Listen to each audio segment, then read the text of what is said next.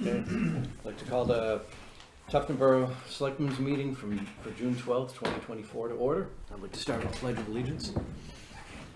I pledge allegiance to the flag of the United States of America and to the republic for which it stands, one nation, under God, indivisible, with liberty and justice for all. Public input. 2 weeks. Surprise.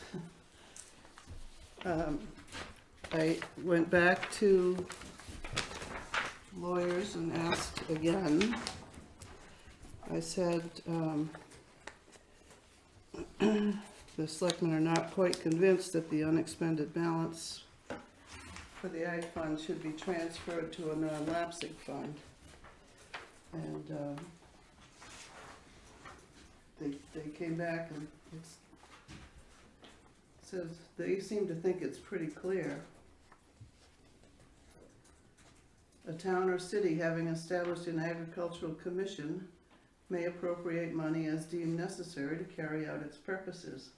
The whole or any part of money so appropriated in any year and any gifts of money received shall be placed in an agricultural fund and allowed to accumulate from year to year.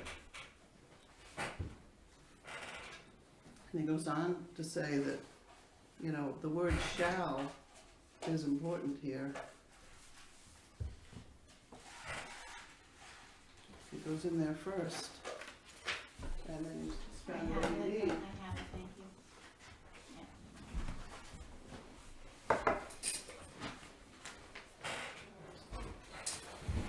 I don't have a problem with it.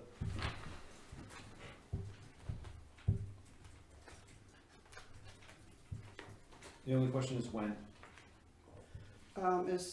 It's as soon as the budget is passed, it should, that the appropriated amount should go into that fund, and then whatever we need to spend comes out of that fund.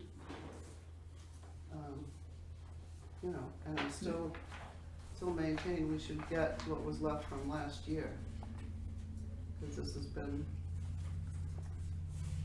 an ongoing conversation since a year ago. Pretty close.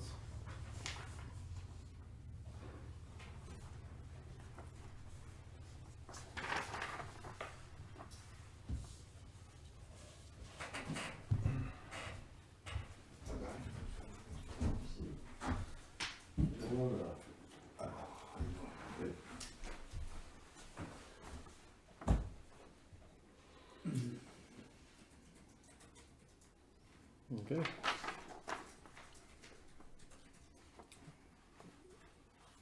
I agree that I think it's clear. And if this is the RSA, I don't think that there is any vote necessary. I don't think we need to vote to allow or disallow. I think the RSA is clear. Okay. Then where's the money coming from?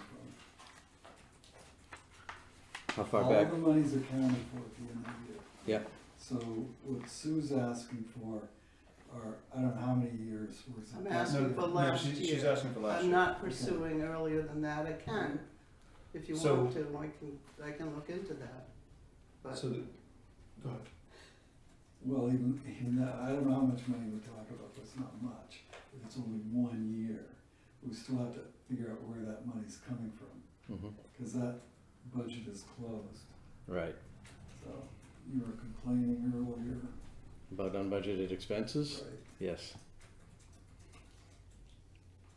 well, We I can't- think it's probably no more than $1,000, if that we're talking about. And I'm sure it went into the undesignated fund balance. Where else would it be? Right. Moving forward, 2024 on, I don't think we need a vote.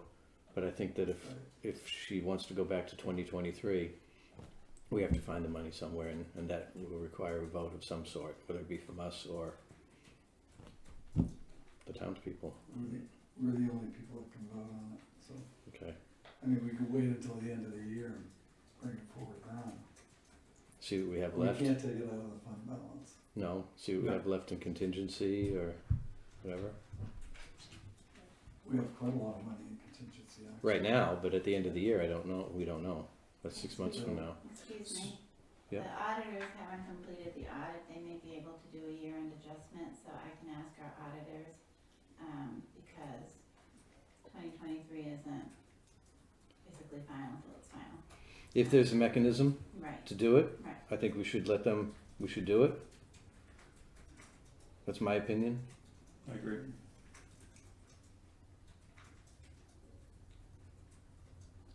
So in the next meeting, I can have for you the amount that was the balance and what the auditors advised. Okay. And let me know if we need to take a vote on that, Okay. or if the RSA is enough. I'm thinking go back to 2023, we might need to vote on it. I don't know. You'll let us know. I will. Okay?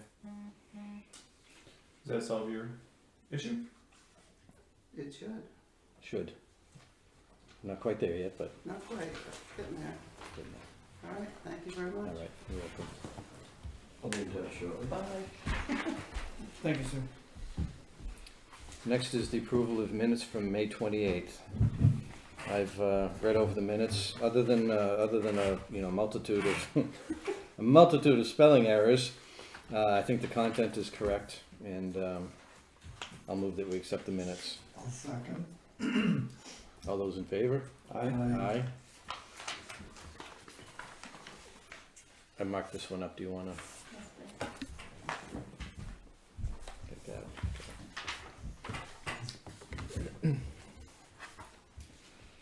Let's see. Appointments. Parks and Rec, 440. No Jack. He's been moved. He's been moved to like 5:15. Hi. Oh, yeah. Very well. How you Get doing? some sun, huh? A little bit. Hope to. So from 3 o'clock today to 3:30 was the witching hour. What I mean by that is I get a call from Portalette Company, which the day before I check them out and fill right to the top. Right to the top. So I called and said, we gotta have service. He goes, your day is tomorrow. I says, it doesn't matter. I mean, people are here. I need it serviced. She calls me today. She says, you better call the police. People from the RVs are putting their stuff in the portalette and it's filling it right up to the top. Yeah, so, they did it once, they're gonna do it again. She said if it happens again, put an out of order sign, call them. But they were there 5:30 this morning and it was a mess. I mean, it was a mess, so. What, can we lock them?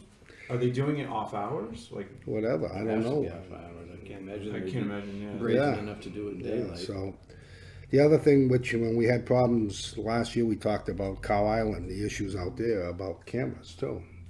And I'd gone to the chief to see if we had any money in the budget to put cameras.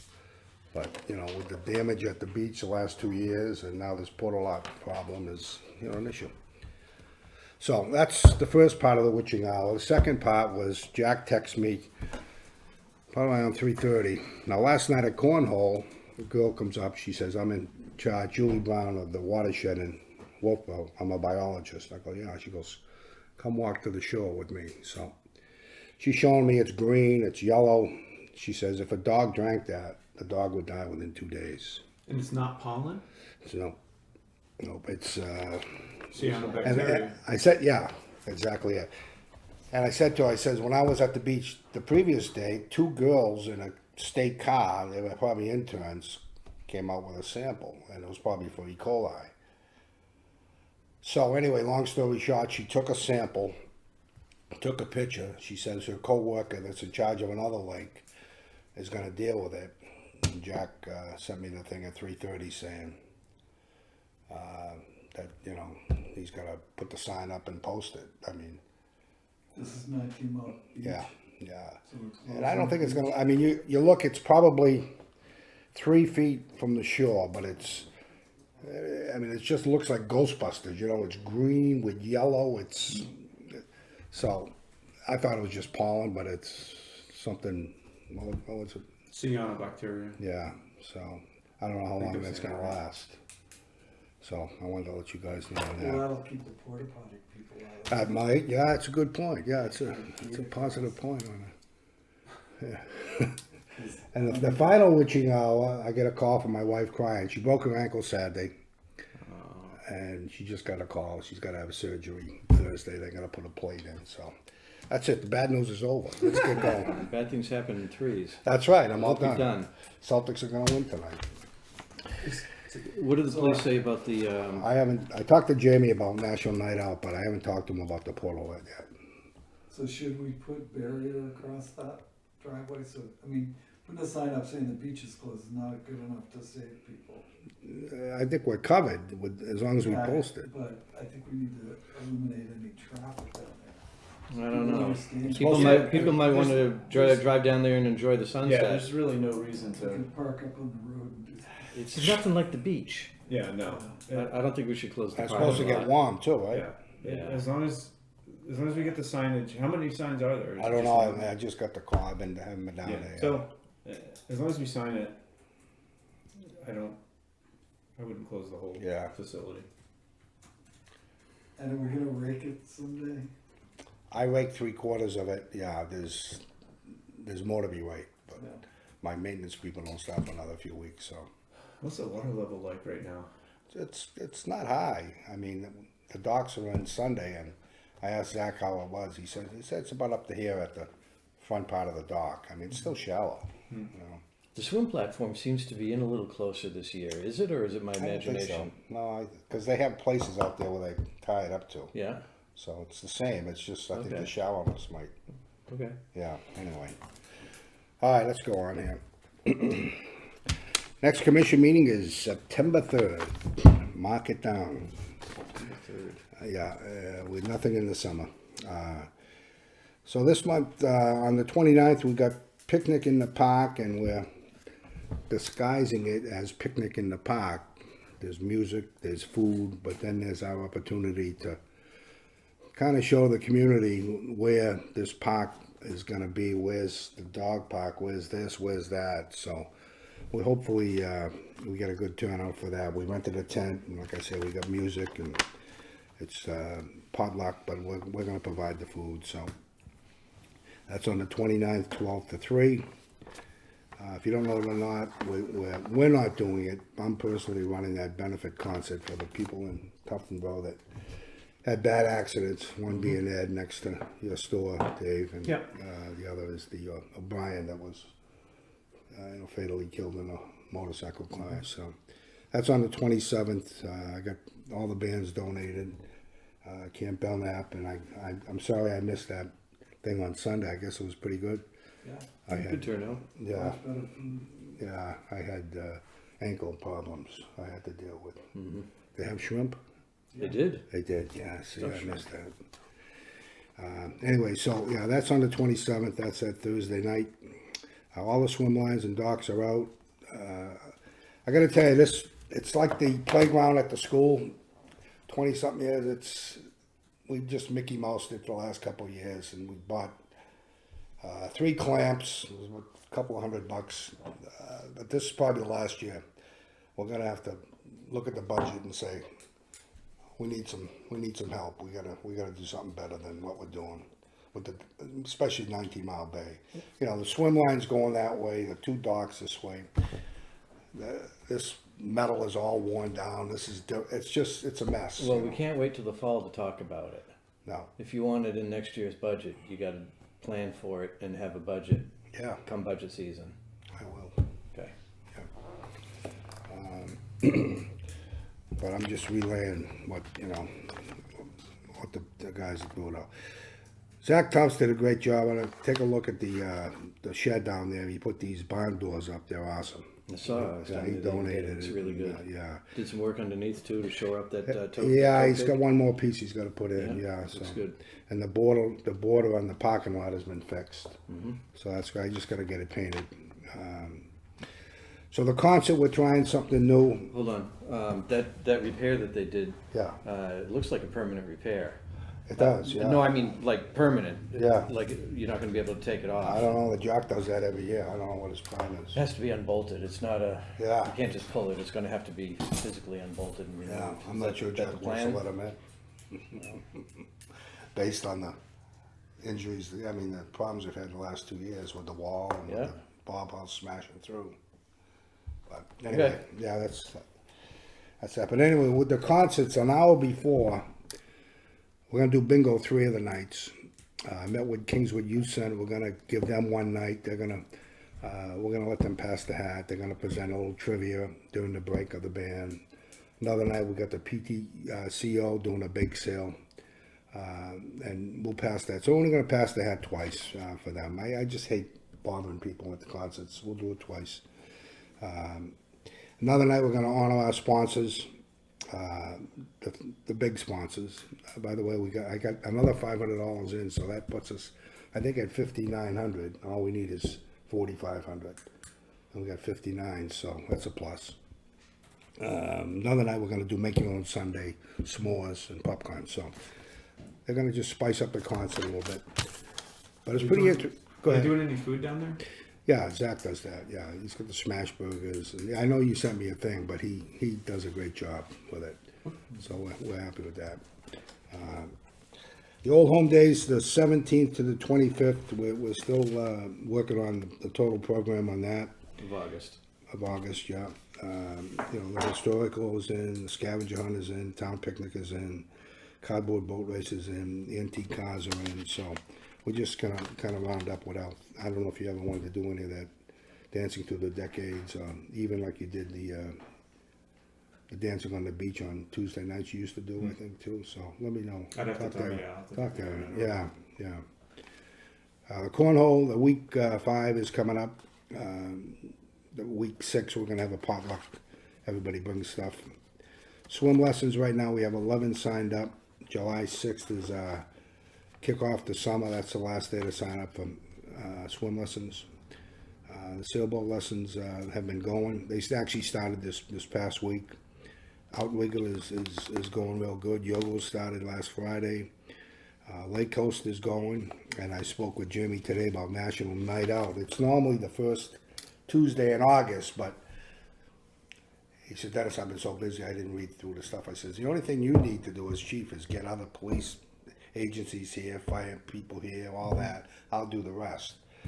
So we're probably not going to do it that first Tuesday in August. We're probably going to move it either later in August or early September.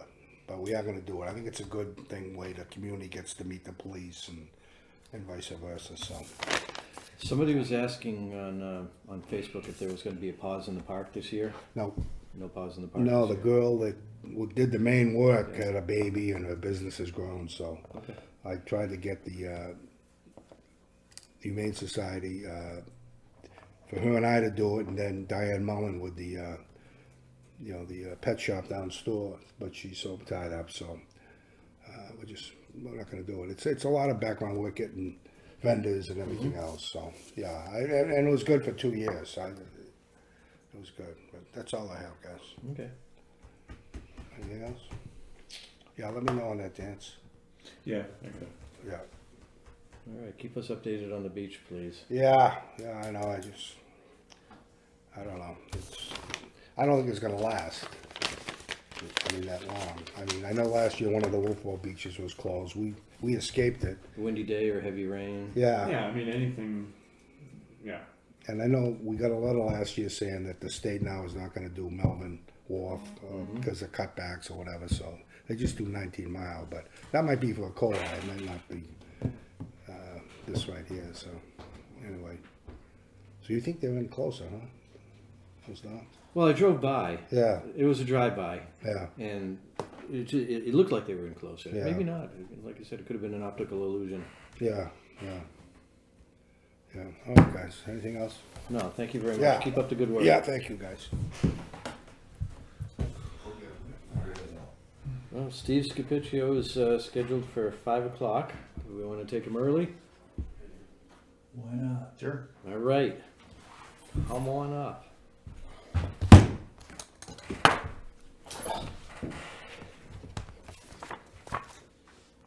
So Did I get your name right? Yeah, close enough. Close enough.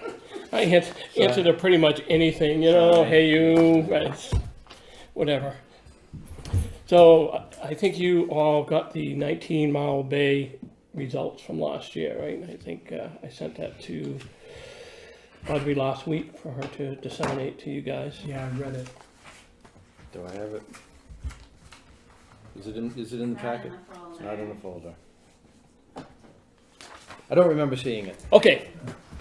Anyhow, we have we got the results from 19 Mile Bay. I don't know. Can we make a quick copy of these? Yeah, it's on there. That way they can have it. While she's doing that, we can go on to some other things. We're having a problem with bikes at the Great Meadow. So the same way that we posted Central Park, I want to post it for foot traffic only, if that's all right with you guys. That's your call. Yeah, well, I gotta get approval to do that, so it's not, the ground is not good for bikes, it's just too wet and muddy, and it'll just tear it right up. I'm not opposed to bikes, but in that particular place, it's just not the right place for it. All right, well, if that's your recommendation, Yep, it is my recommendation that we post that to foot traffic only. do we need to vote on that, do you think? I'll make a motion, we post the Great Meadow Trail for foot traffic only. I second that. All those in favor? Aye. Okay. Let's see. Just to let you guys know, we had our second annual Tufton Borough Trail cleanup a few weeks ago, and we did, that particular Saturday, we got Central Park trails done, and we got the Hackle trails done, and we got half of Chandler Parkhurst done. And then the following Saturday, we went out and finished up Chandler Parkhurst. So it's going to be an annual thing that we do now, is just kind of go through all the town trails and make sure they're all cleaned up, even though we don't really own Central Park. Dennis doesn't have the volunteers that I have to go out and cut the trees down and stuff like that. So I told him that I'd take care of that for him. Very nice of you, Yeah. thank you. So we're doing that. So that was done. It was great. We had, I don't know, 12 people that showed up for doing that. So it was really pretty awesome. And next year we're going to advertise even more. So that I think it's great that we get the community involvement in that.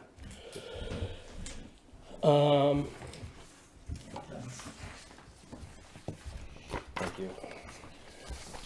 So the first part of this here were just questions that we had at the end of the report from the Concom to FB Environmental. And on the second to last page, you can see the summary of major findings, which is kind of the conclusion of their 3-year study that I asked them to do, and kind of do it in lay terms that didn't have all the chemical notations and all the rest of the stuff in it. So just to give you guys a chance to kind of review that, so yeah.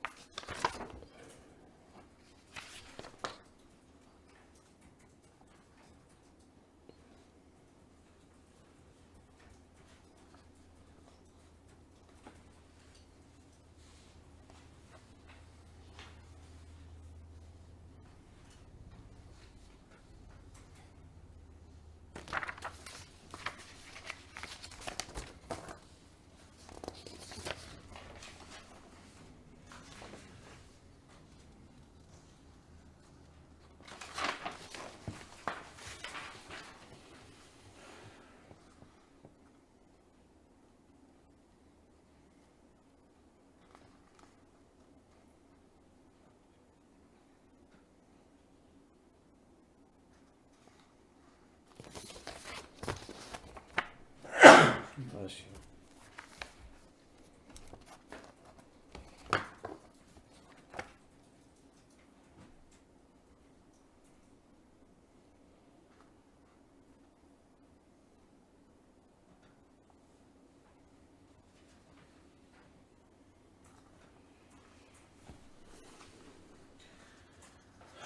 In light of what Dennis was just saying, I wonder if it's possible that the issue that, of the beach closure could be a result of this. So so what we're seeing going all the way down is a higher level of chloride and nitrogen, and both of those things do feed cyanobacteria. So it is a potential. The challenge that we have is all the readings that we have taken are below the state required levels. So they're meeting the requirement of the state, so very little, but the challenge that we have, and we have it on Mirror Lake too, the cyanobacteria, it's hit or miss. I mean, we test every month for it, and we don't know when it's going to happen. It's just organically there, and it blooms. But this, yes, to answer your question, this could be a potential because they trace this all the way down to the outlet Right. going into 19 Mile Bay. What do we know about other places on the lake with regard to cyanobacteria? I mean, is this across the board, or are we an unusual? Are we an outlier? It's not. It's really kind of hard to say because So one year they had it down the far end of Winter Harbor in the Wolfboro side, so they had a cyanobacteria outbreak in there, and there's nothing feeding that there. It just generates naturally from phosphorus that comes up. The leaves and everything else decay on the bottom of the lake, and it creates phosphorus, and those cyanobacteria feed on it, and sometimes it blooms and sometimes it doesn't. But I have not heard of any other cyanobacteria outbreaks on the lake itself. Do they have one at 19 Mile? Yeah. I didn't hear. We just got it literally 10 minutes before you got here. Yeah. It's going to become more of a problem with the rain. The more rain you get, the higher the chances of phosphorus being pulled in from the shores. That's where the lakes and the bodies of water gets a lot of the phosphorus from, right? So rain runoff pulls the phosphorus off the dry land and it goes into the lake. So whenever you have a high instance of rain or heavy rain, it washes the phosphorus into the water, and the cyanobacteria feeds on the phosphorus, and you can get a bloom. Right. So I can't answer that question. I mean, there's no testing or anything being done. I think they do test. There's a group that does do the water testing on Winter Harbor, and I can check. Steve Wingate does that. I can check with him. So, getting back to your original statement, you said that even though we're seeing elevated levels, they are still within States, yes. limits. Okay. Yeah. So there's really, what does that mean? So that means that we definitely can see that the RIB is feeding that into 19 Mile Brook, because when we test, we do test above And below, yeah. and Yep. below, right? So Yeah. we can definitely see increase in temperature Yep. from where the RIB dumps the water into 19 Mile Brook. I thought it was a decrease. Decrease the temperature. Decrease, yes, Yep. I'm sorry. Yeah. Decrease in temperature, and we know that's from the water that they're pumping in. Mm-hmm. We can also see the increase in the chloride and the nitrogen from that point to Right. the bridge. So we know that is coming from the RIB, there's no Sure. question about that. Right. The only thing that we know right now is that it's below the state required limit, so that the state has no actual enforcement action against them. Right. So, Is there a cumulative effect on this? I mean, if the chloride level or the phosphorus level is high this year, will it get higher next year because of accumulated impact, or does it just wash away? yes and no. So some of it is gonna settle into the brook, 19 Mile Brook, but a lot of it is just gonna run off. And the idea behind it, right, is to pump it in, and then gradually it moves down the stream, and as it moves down the stream, it settles and disperses in the larger water body and reduces the level of it. So that's the theory behind the RIB, right? And what we're trying to do is make sure that they're not killing the brook. Right. Unfortunately, when Wolfboro paid for this study, and they didn't have the quality assurance done, so that meant the state didn't get a copy of it. So that when we did it this year, that was that first part that we had done as the quality assurance part. So now any results that we get this year, we are going to be sending into DES. Right. Yeah, and that wasn't, the understanding wasn't that the brook was gonna take the chemistry and push it up this way. The understanding at the beginning was that the RIB was I was gonna gonna take- filter it in the sand, yes. Yeah, it was gonna do a sand filter. Yeah. I guess that's gone by the wayside. No, it's doing it. I mean, I would hate to see what these levels are if the sand filter was not working. It's drinkable, It's drinkable. that's what I was told. It is drinkable. It's the levels, and that's, you know, that's what they're saying, is that the levels are below the state levels that they consider to be harmful. So the water They said is it was drinkable. drinkable before it went in the well. Yeah, I wouldn't drink it, but yeah, that's what they're saying. I certainly wouldn't go up there and get a cup of it and No, drink it. neither would the person who killed us. Yeah. But that's just common sense. But you know, the theory behind the sand filter is that, you know, supposedly if it goes through 10 feet of sand, it cleans out most of it. Right. And that's what we're saying, is that very little of it is getting into 19 Mile Brook. But It is an elevated level. This looks like we only checked for 4 chemicals. We check for more than 4 chemicals, but these are the ones that we have seen some kind of a result for. You know, the phosphorus, the chloride, the nitrogen, and the salt. So those are the ones that we really focus on, because we're seeing an increase in those levels. But there are other, you know, they do a whole range of tests, Chip, and these are the ones that we're seeing that we don't do the PFAS because the state requires them to do the PFAS. And what we would get as a result would be no different than what Woodward and Curran gets a result, and that's public record. So they think that would be just a waste of money to go ahead and do PFAS testing. So that's the other big chemical. So they're doing that already, and that is being filed with the state already. So there's no sense doing that. The only other test that you could do, which is also very expensive, to see if there's any of the medical stuff that gets through, You you had a know. hospital, you had a prep school, Yeah. you had a high school, I mean, And those tests are very expensive as well, so, and they're not required by the state. So that's the conundrum that you're under, you know, how much money do you want to spend to test this water? So we're doing the testing again this year. And again, this time we had the quality assessment done so we can submit the results directly to DES on what we're finding. and when are we gonna get the results? You got them. I mean, that was with Oh, the, for this year. for this year. I could press to have it earlier. Yeah, cause we need it before town meeting. It would be nice to have it before, the budget season's over, but I don't. Yeah, well, they can't because we do our last test in November. I mean, is January too early? February? I can ask them, but I think, you know, they use UNH labs for doing the analysis, and I don't know what the lead time once they submit it to UNH is to get all the documentation done.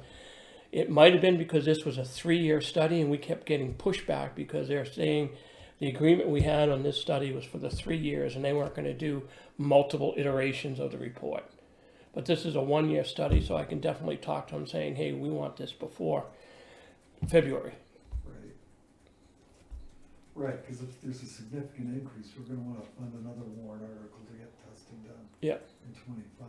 Well, I think we should anyway. I think, you know, the way, Regardless. yeah, in my opinion, I think this is probably something that is gonna have to be done, whether it's paid for by Wolfboro or us, because that brook feeds so much wetlands. Yeah. You know, once you get on the other side of 109A, it feeds Merrill Lake, feeds 19 Mile Bay, there's a whole swamp in there, it's just too critical of a water body just to ignore.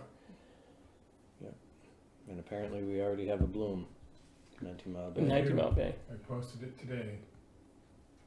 It actually goes up into 20 Mile Bay too, but that's state, so. And it goes out on the neck as well, and Wolfboro. Wow, So that's, okay. do you guys have any other, or you want me to do anything else with this or any other questions? The full report was emailed to you, so. if Not you- much we can do with it other No. than absorb it. Well, I mean, we can, DES didn't get a copy of this report, so how, depending on how you gentlemen feel, I can send a copy off saying, here's a result of our 3-year study for 19 Mile Brook, and here are our concerns with it. Or, you know, last time, Chip, you wanted to do that, so I didn't want to go ahead and do that. That's fine. No, I think that's a good idea, absolutely. Conservation Commission, I think the question was who was gonna send a report. Yeah, I mean, I recommend that somebody sends it to the Yeah. state, but the last time you wanted to send the letter off, so I didn't want to go ahead I and, didn't enjoy my letters, so why don't you try? I'll be more than happy to try, but I wanted to get that clarification from you. I didn't want to just send it without getting an okay from you guys to send it in, but I definitely have the contact's name, so I'll send it off to them. I think you have our blessing, huh? Yeah, Yeah. I received a note from the Farm Pond Road Association. They're disbanding, I guess. I guess because it became a town road now, and they don't need the association to pay for the road and do it. They have the pond, which is a fire pond and a public access pond, and they want to give it to the town. I told them I don't have the authority to accept or not, that's up to you guys, but they want to keep it as a public pond for people to enjoy. I'm sure somebody in Farm Pond would take it, but they are really hesitant on doing that because they don't want one person controlling it and closing it off. They want to keep it open to the public. It's a very nice pond. I drove by there. It's a standpipe for the fire department to draw water from. They have an aerator on it, and the grass is all mowed. It's pretty. I told them that if we took it, we wouldn't be mowing the grass. We wouldn't be taking care of the aerator or moving in and out in the fall. So really, and they said they would maintain the pond itself. So I don't know how you guys feel about that. okay, probably I'm not sure they fully understand the town taking it. If we take it as a public property, then anybody can go there. Correct. It is, that's how it's If posted they now. put a conservation easement on it, then it's run by the Conservation Commission or whoever. Well, they no. came up with. The problem is with the conservation, with just an easement on it, Chip, is that you still need an owner of the property, right? Somebody has to own the property. Farm Pond Road that owns it right now is disbanding. So there, technically, I guess if they do that, that was his concern. There is no owner on the property. Right. So we can't put an easement on it if it doesn't have an owner. How, Well, they still Unless own you it. team up with a conservation group for a pond, I don't know. How big is the pond? I don't know. It's pretty small. It's It's on. 120 feet across. Yeah, It's less than an acre? Half an acre? it's like 2/3 of an acre. two Yeah. thirds of an acre. It's actually a fire pond. It There's is a actually fire dry pond. hydrant in it. Yeah. And they built it, and the association took it over, and they put a fountain in it and power there and all that, so, Who owns the fire pond at the library? town, it's on town property. I mean, I think we can entertain it. yeah, I mean, we'll talk to the fire department about it. There's power there in a fountain, and you don't wanna pay for the power. There's That's, I told him that. I said Right. if the town took it, that, it would be just another piece of property that the town owned Right. and that we would not maintain it. That's why I said, Jack, when you weren't here. Have them, maybe they should bring a proposal to the town, I will tell them that. and then we can review the proposal and go from there. Sure thing. The other thing that we have going on is on the Lions lot. The person, Brian, I don't know who owns it, that person. Ela, Huh? Ela. Ela owns it. We have violations on that, on the far side of it. He's dumped some concrete, material, and he's cut down some trees on the easement property, which I got notification from Moose Mountain Regional Greenways that we have a violation on that property. So I didn't know how you gentlemen wanted to deal with that. Send them a letter. Okay. Make them aware. So I'm Politely, of course. politely, of course. But he'll have to remove it. It has to get removed because it's a total violation of the easement. So we Is can, that pretty well marked out? Does he, I mean, so he stands. it's all blazed and marked. Moose Mountain had it all blazed and marked. So my intentions would being is I was gonna meet Steve Wingate, myself, and Veronica Bodge from Moose Mountain out there to review what she's claiming is the violation. And then meet with Brian Ely afterwards and see how we, versus sending a letter. I was gonna try to do it on a more friendly Informal, basis. yeah. More informal basis with them. Yep. But I just, really, my whole intention was just to make you guys aware that as the owner of the land, we have a violation. on that property that I need to address. So Yeah. before I did that, I just wanted to give you guys kind of that heads up that that's happening and that I was gonna do that, because I know that sometimes they call and you guys don't like to be blindsided by that kind of Yeah, stuff. and sometimes, and as we found out last week, some people like conversations rather than the initial letter. Yeah. Yes. Come talk to me first, they Yeah. say. So Yeah. So, let's do that. sure. I think that's a good idea. The other thing, Mirror Lake, Clean Water Revolving Fund, we put the application in, so we're just waiting to hear on that now. So now the state will rank that against the other projects that were submitted and let us know that if that's gonna happen. But that was all taken care of. And the last thing, that I had on my list was the Carlton property. I guess we're gonna have that surveyed. We're gonna be discussing it tonight. I'm sorry? We're gonna be discussing that tonight. Okay, so that, and we're filing the L-chip grant application. That has to be filed by the end of next week, so that we're in the process of doing that.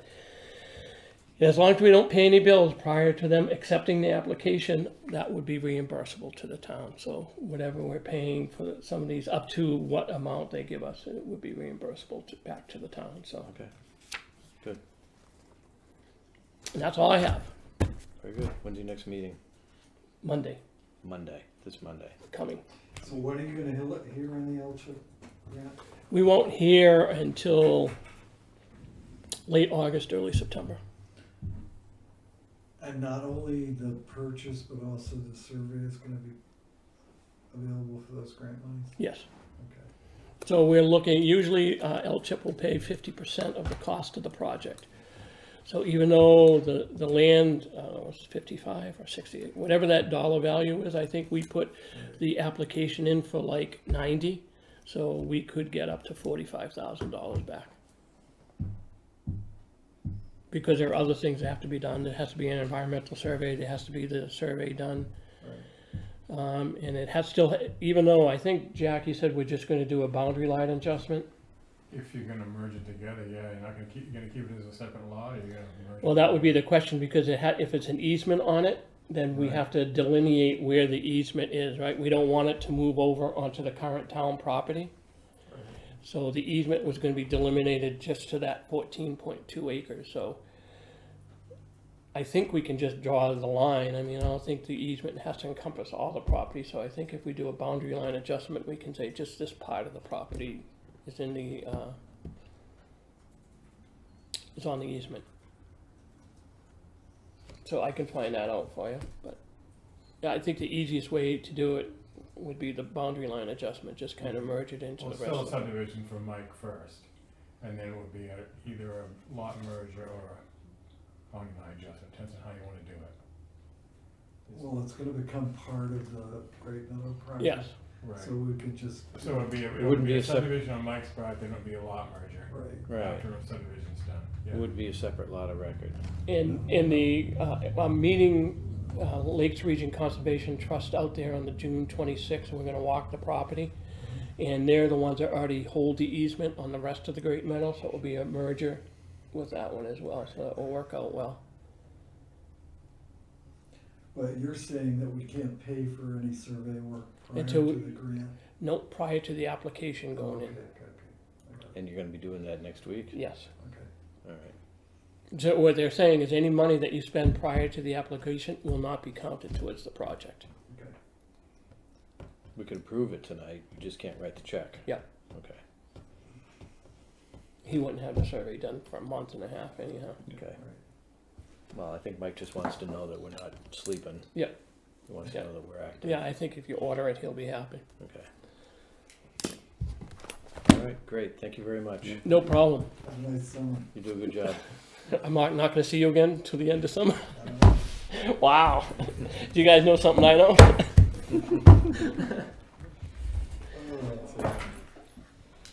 All right, next. Police update. Police station review. Let me do my update first. Sure. Okay. I get to get that out of the way. Thank you. And we'll do a similar thing with Jack. I just had a couple things to talk to him about. Sure. And the police chief.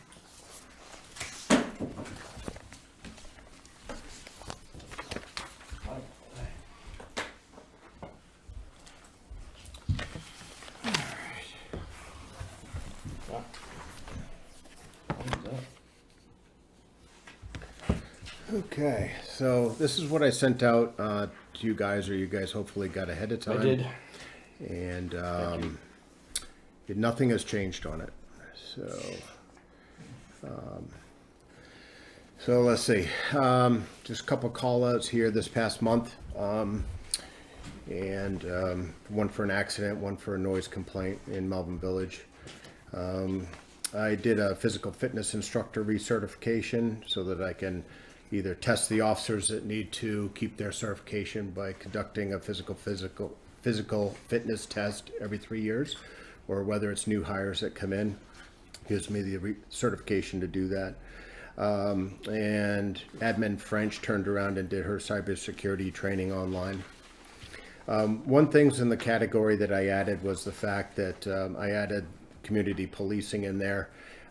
Since I took over, we're going to start turning around when we do community policing things. We're going to log them as such so we can keep tallies of them. So I'll start including those in the monthly stats here. And as you can see, for the same time frame last year, we are over that by far so far. So Define. Thank you, that's exactly what I was gonna Define ask. community policing. Please. Community policing. Student drop off, pick up at the school, graduations, anything that they would invite us to. We would put the concert series at 19 Mile Bay probably as community policing.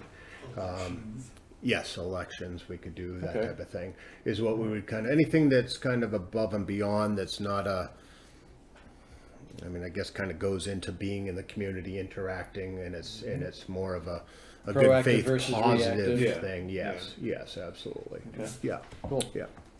Visibility. Yep, absolutely. Yep. We're a little bit down on our directed patrols. We've started to really pick up in our calls here. As you can see, when we get down to incidents, which are our investigations, we have a couple more than the same time last year. And one of the things I noted in my memo a little bit further on was, we're now running within, 20 calls for service for the same time last year with half the staff. So we're running with our heads cut off, and we're doing the best that we could do. So does this mean you need 4 police officers? I would really like to be up to snuff. There's no doubt about it. It would definitely help. That's for sure. Yes. So just for clarification. Yes. The 2023, are the numbers in both columns, the 5 months, same 5 months, is that, in other Yes. words, it's not all of 2023, right? That's just the same time frame in 2023. Same time frame, Okay. January 1 to May 31st All right, of thank you. each year respectfully. Got it, Yep, thank you. absolutely. And that's how you can compare the dots there on It's a that. 1-year comparison. Yep, 1 year comparison for what we were doing same time frame last year. Got it, thank you. Yep. Let's see. As you guys know, Officer Cross was sworn in on May 13th. His first day was May 30th. He's been assigned to Sergeant Lefebvre for field training, and then I'll step in when Sergeant Lefebvre is not available, or if I have certain trainings that I have to do. So he's traveling with Tom. He is in uniform in a cruiser, linked to one of us at this point. Yep, Okay. absolutely. Yep. We kind of Does he have hardware? we piecemealed some of his uniform together. Which was the next thing I was going to say, is he and I went down his first day, which was Thursday the 30th, went down to Ben's Uniforms. Got all his stuff ordered, everything else. It's the embroidery and stuff like that that's going to take some time to get kicked back. But in the meantime, he is in uniform. Yeah.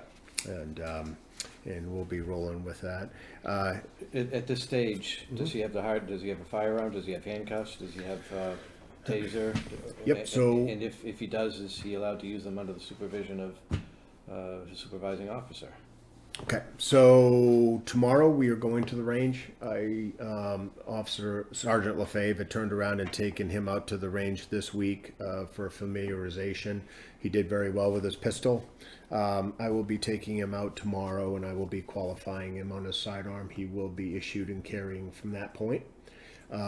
Sergeant Lefebvre is a taser instructor, as well as baton, and part of the taser instruction is doing stuff online and then having a practical afterwards. So that's in the works as we speak right now before we get into the books on laws and that kind of thing. We need to get him and his certifications up to date, so he's got a full Batman belt, so to speak, to be able to do his thing. And part of that will also be a 4-hour use of force class on when to use force, when he can and when he cannot. So that will be in the works this week into next week, and then we should be branching off into the black and white field training manual at that point. Very good. Did that answer your question? Yes, it does. Okay, all right, Thank you. super. He is registered and in for the 198th Full-Time Police Academy, which will run from July 29th to November 15th. July 12th, he goes down to the Police Academy for his PT test to get into the academy. They will need to do a PT test to get in. They will have an exit PT test to, in a sense, get out.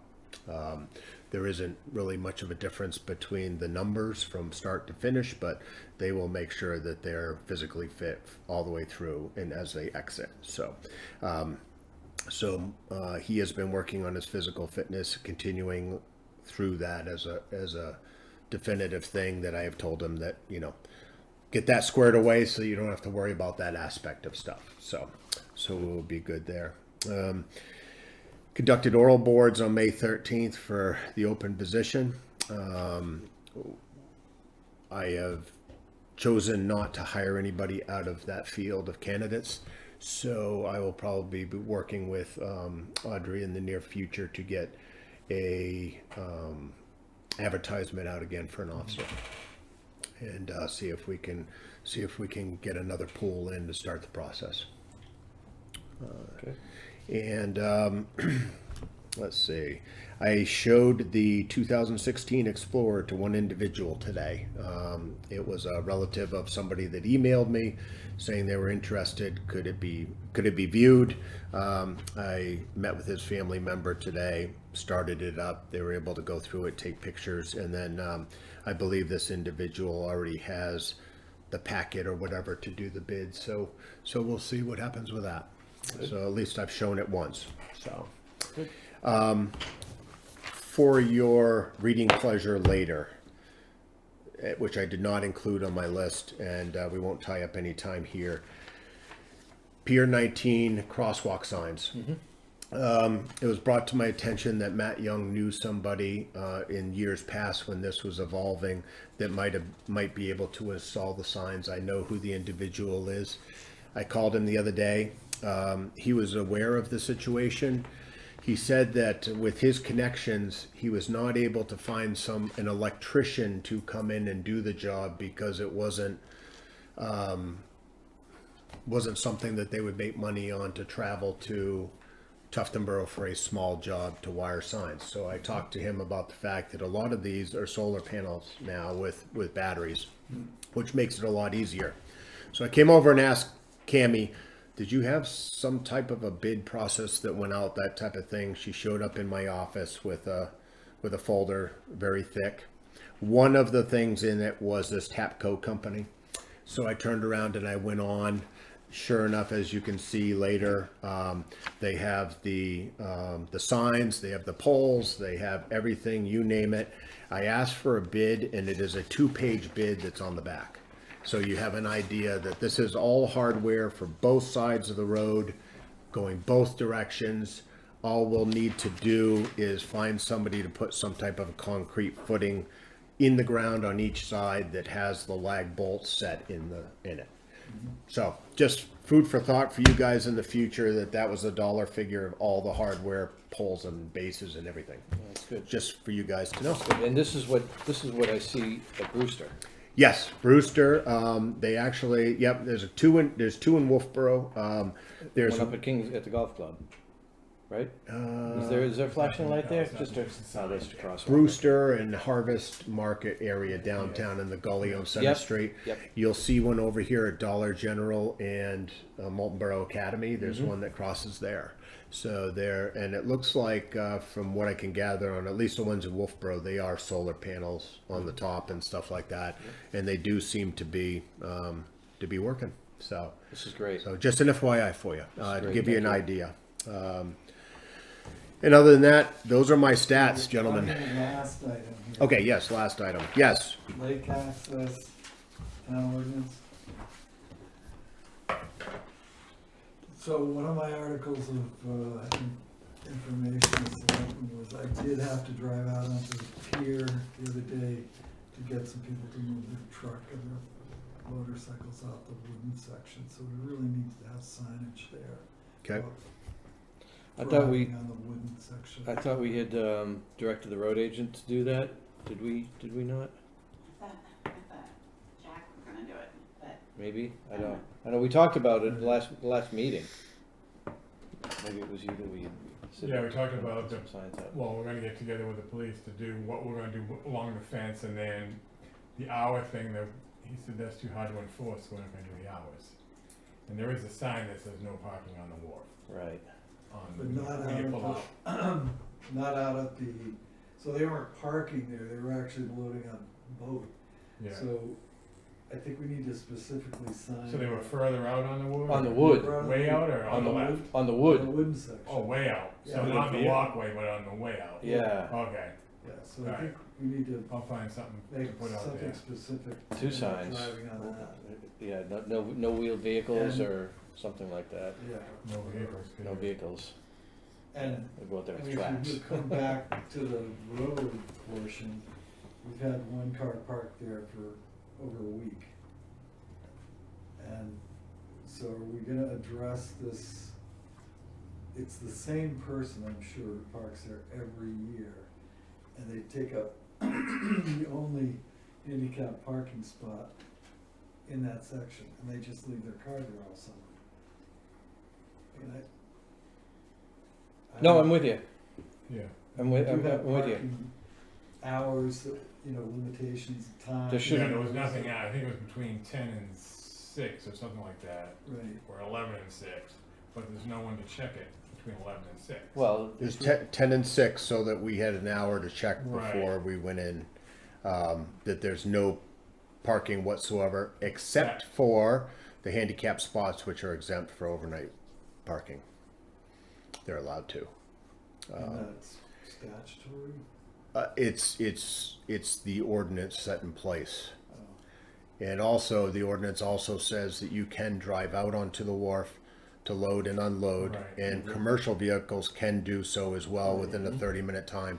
But I do think that one of the Just on issues the of the third contention Right, yeah. would be is maybe no No vehicles vehicles past beyond this this point, point, right. and so they don't drive on the wood, because they're Right. gonna go through. right. So- Well, there used to be a step and they couldn't. Right, Right. Now that- it's, now they it's can. even.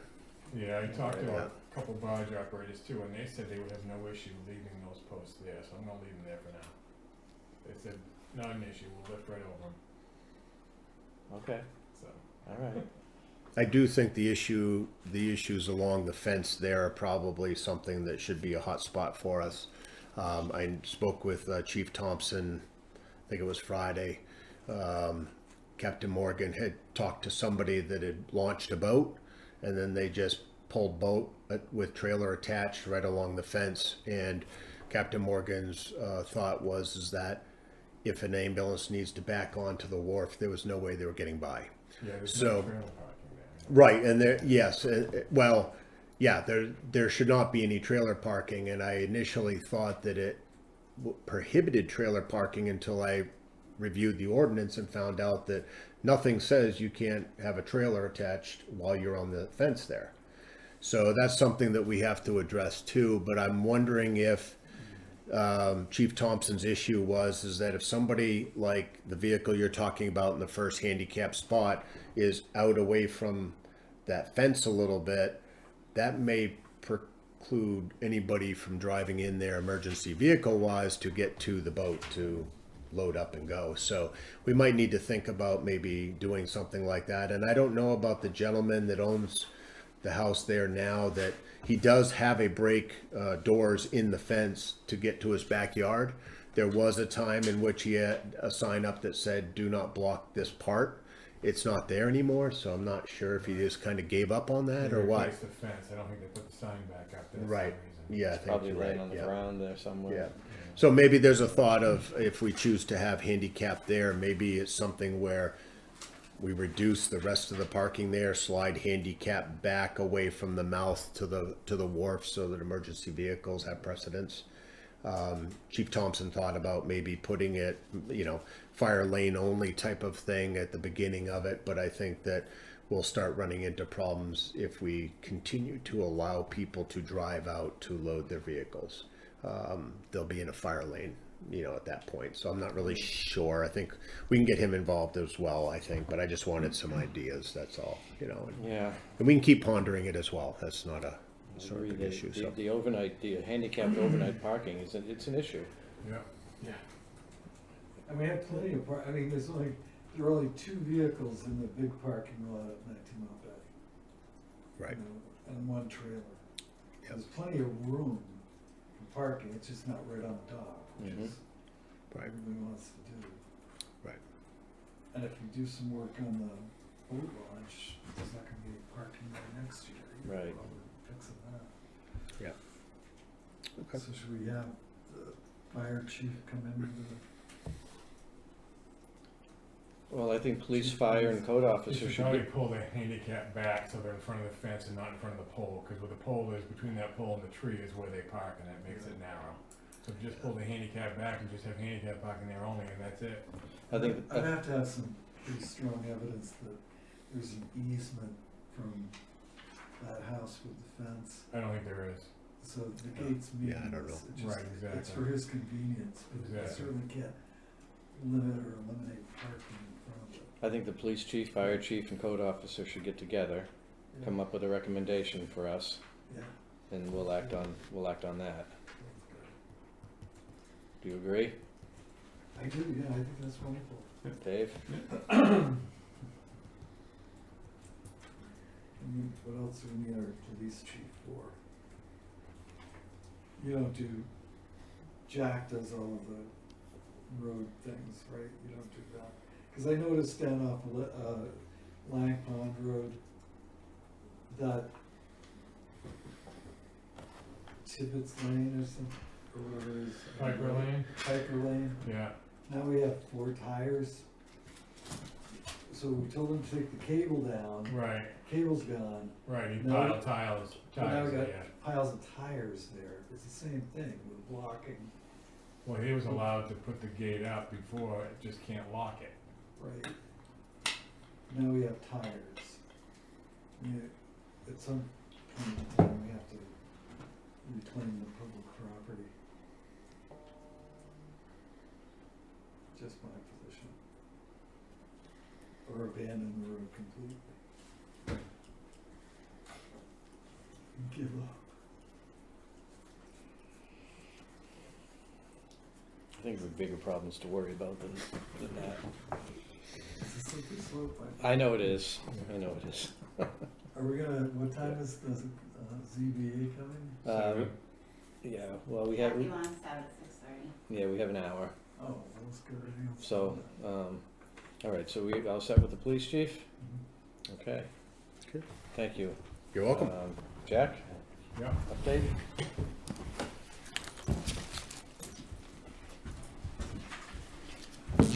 So we have 66 building permits now, 20 new houses. I've done 19 certificate of occupancy. I've done 316 inspections. I fixed a leak in the cemetery piping over on the far side. The fitting blew apart underground, and it takes a while for it to actually bubble up to find out it's leaking. So I fixed that, and then, like I say, I posted 19 Mile Bay today. And the state said it was, like I say, some on Tufton Neck, there's some in Wolfboro. 20 Mile Bay, there's some, and that's a state beach, so we don't post that, state property, and they don't test the wharf anymore. And no one went down there to take a sample, and didn't see anything, so. Any idea how long it lasts? No, they test it, I mean, I've seen, because I get their reports every day of where they inspect, and I've seen them a week, 2 weeks, 3 weeks out on some bodies of water that stay, but usually the big bodies of water, they go away pretty fast. hopefully it won't have an effect on swimming lessons, but Yeah, they can't, like I say, nothing says you cannot swim, but it's, you shouldn't. You put yourself in a Well, if it'll liability. kill a Exactly. dog, it might kill a kid. Who knows? Right, yeah. I mean, Right. it's bad for dogs because dogs get dirty and lick their fur to clean themselves Right, off, so it makes it right, right. worse. yeah. And it's, for young children, it's not good. It's a respiratory thing that happens. Yeah. That's all I have. Thank you. Yeah. All right, moving along, let's get the show on the road. Phil Bennett. Come on up, thank you. Long time no see. Yeah. Hopefully we'll make some progress. Yeah. Oh. We want to bring this project back to the table. It's sat idle for quite some time. I think we're in agreement that the path that we chose last time just isn't going to work. Using the plans and RFP that you had sent out only attracted 2 major bidders who are well over budget. I think we need to rethink about how we're presenting this. I think we'd like to focus on local contractors, and whether we do it with a general contractor or if Jack is the clerk of the works. I think we need to look at trying to do it locally. So in order to do that, we're going to need, I think, a different RFP, and maybe we should take a look at the design of the police station. That if there's conditions that were required by the grant authority that maybe we could do without, I think we need to talk about that. Yeah, I as I said on the phone, I'm not sure what the status of the grant is. It may be gone. I don't remember what the deadline was. I think they said we had 5 years. Was it? I thought it was 3, but it could have been 5. But even if it was 3, it's not been 3 years since Right. we talked to them last. The Or initial, since the grant. it's pretty close, but yeah. It said it's not fresh in my mind, so I have to go look at that. But But I don't know that we can proceed with the grant anyway, because there's no appetite for asking for more money. It was kind of insulting to have the general contractors that came in on the bid come in so far over price. They knew what we had for money to begin with, and they chose to ignore that. So I don't think we've got that option anymore. I think we don't have a public appetite for paying more money for the police station. And I don't think there's appetite on the board for proposing it. The budget committee, I don't know that there's any appetite for it either.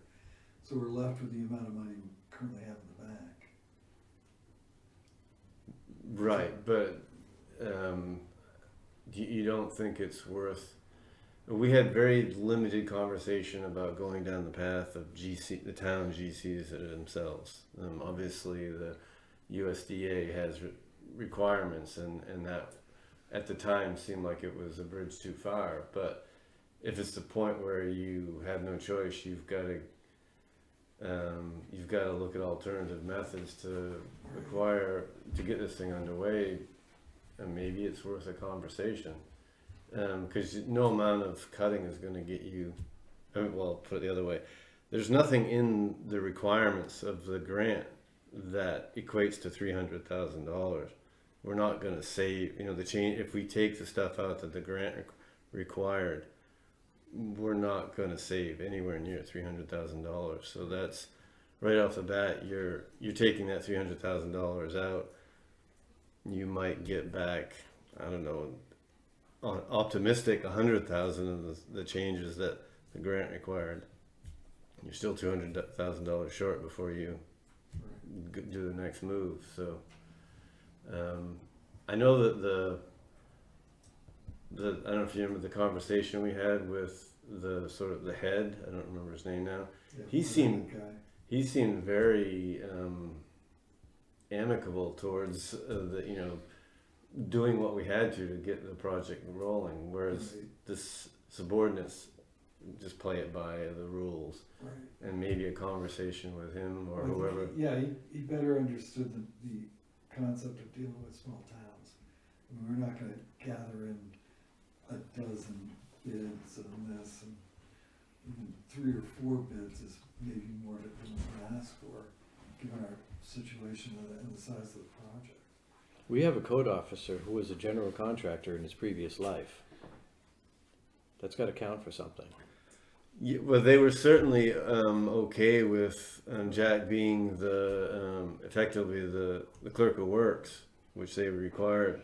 Mhm. In terms of, I think their concern was that he is a full-time job anyway. Right. So being able to run, and there's obviously a lot of paperwork and whatnot that goes with the grant, and I think at first glance they just didn't think it was feasible. Whether they would reconsider I that. think that paperwork part of it is why, or in my mind, the grant might have to go away. I mean, if we go out to local general contractors or electrical contractors, let's say, or plumbing contractors, with your specifications and just have them bid on that project, I know we can get it for less money, but they will have an unwillingness to go through the process of filling out the USDA paperwork, and probably will have a reluctance to some of the qualifications that are necessary as far as wage scale, et cetera, that USDA is gonna need. So that kind of starts tipping the project into a more expensive realm, where you get the bigger players only get to do that because they've got an office. Yeah, I can't argue that. There's definitely going to be people who are dissuaded from getting involved in something that has such a I heavy. mean, I've talked to like local general contractors about the earthwork. It can be done for significantly less money than the bid proposals had. But it's just like me hiring a general contractor to dig a cellar hole and put in a driveway and a septic system. It's a more casual approach to, a poor use of words, a more local approach to a job. I mean, we're talking about a 4,000 square foot building 3,800. on a flat lot with no 3,850. cellar. And I see building permits come through all day long for larger buildings for less money than we've been bid. Well, you can't go by the building permit application, the number that they put on there. Well, I mean, Jack does the calculation on the cost per square foot, but I mean, $600 a square foot's way too much money. That said, I think we've gone down that road enough times. I think we could approach like larger electrical contractors with the specs we have. At least get some pricing. I mean, the framing part of it, I think, is when we get into the weeds a little bit, is finding a contractor who's not busy building houses on the lake and can frame this thing up. No, and I've talked to a couple of framers in passing over the last 6-8 months, and they're willing to take a look at it. Yeah. They're willing to do it. I mean, we had local contractors build the fire station. Granted, it was for a larger company, but it was local contractors that did the work. Yeah, and the cement work is. They're not scared. They just want to get in and do the job and No, go. but if they see the grant, they very well could. Yeah, the They grant's could gonna absolutely throw be it scared. off. I mean, grants on that, the Well, paperwork is what The would you ridiculous. paperwork is onerous. What would you think of us taking your specifications onto the street and just individually getting pricing from? I don't have an issue with that. I think if I would imagine Jack's going to need an assistant, he's going to be a lot busier doing if he's GCing. So I would think you'd want to hire somebody else. He But should other than be that, hiring an assistant pretty soon anyway. He's gonna- 370 building I permits did this I year. did 800 inspections Well, last year. when he decides to move into his yacht in South Florida, Right. we're gonna be out to lunch here, we're gonna need some help. but yeah, I don't think it's a bad approach. obviously by taking the grant out of the equation, you're behind the 8 ball right from the start. I mean, you're already kind of behind the 8 ball anyway with nobody willing to bid it as it is.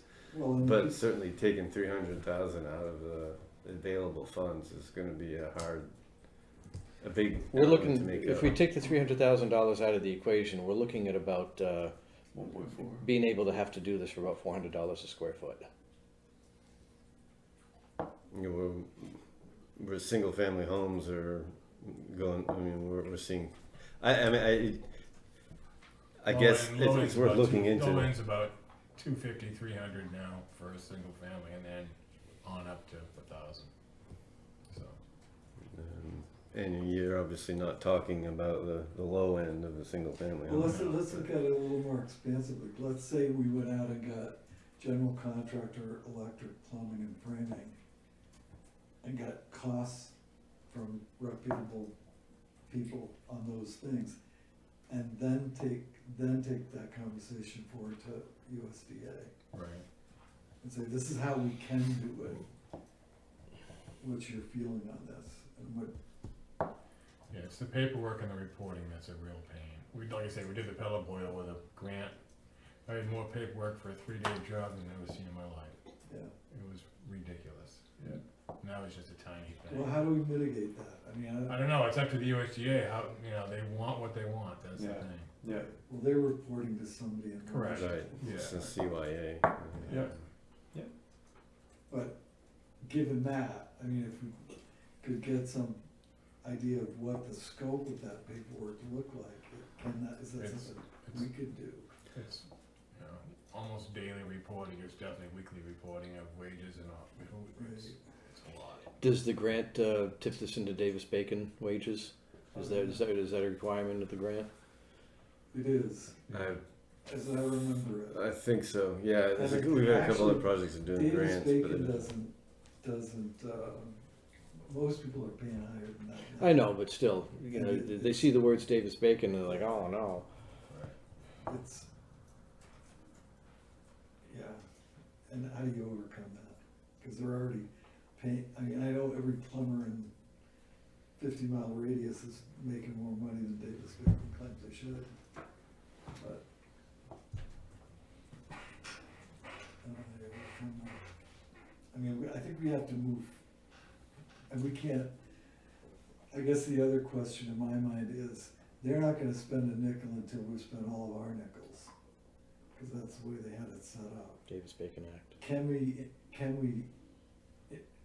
incrementally start this project? I mean, the other issue they had was not, we have to have all the money for everything before we break ground.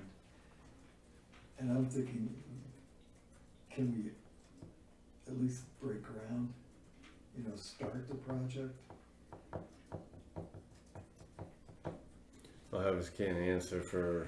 I mean, I think it's definitely worth a conversation of going this other route in terms of Right, basically GCing it yourself, and I feel like that there's more likelihood that they would agree to that than there is to getting rid of all the paperwork. I think that's going to be right. a bigger sticking point for them because they have to prove that the money did what it was supposed to. Right. Yeah, and I have no idea what that paperwork element. And I don't think the paperwork would fall on any single one person. I think it would be a team approach here Yeah, between Audrey, Jack, and whoever else would need to fill out the paperwork. always got the chief, he's And, not. Yeah. and the chief, he's got all sorts of time in his hands. Lots of time in his hands. Call it community policing chief. Yes, there you go, there you go. Rename it. So, where are we gonna go here? Yeah, how do we move forward? Do we have We have a full set of plans with specs. but are the specs broken out Right. in, We have plans, but We need the specs broken down per Division. yeah, Like GC, Isn't that on plumbing. foundation. Well, it's in the electrical, spec book. plumbing. We can certainly You pull have a out spec book? I individual. haven't seen it, so. Yeah, there is a spec book, and that the individual divisions can be pulled out and sent Right. to Mhm. various subs. That's feasible. I guess, do you want to reduce the program or to change the building before doing that?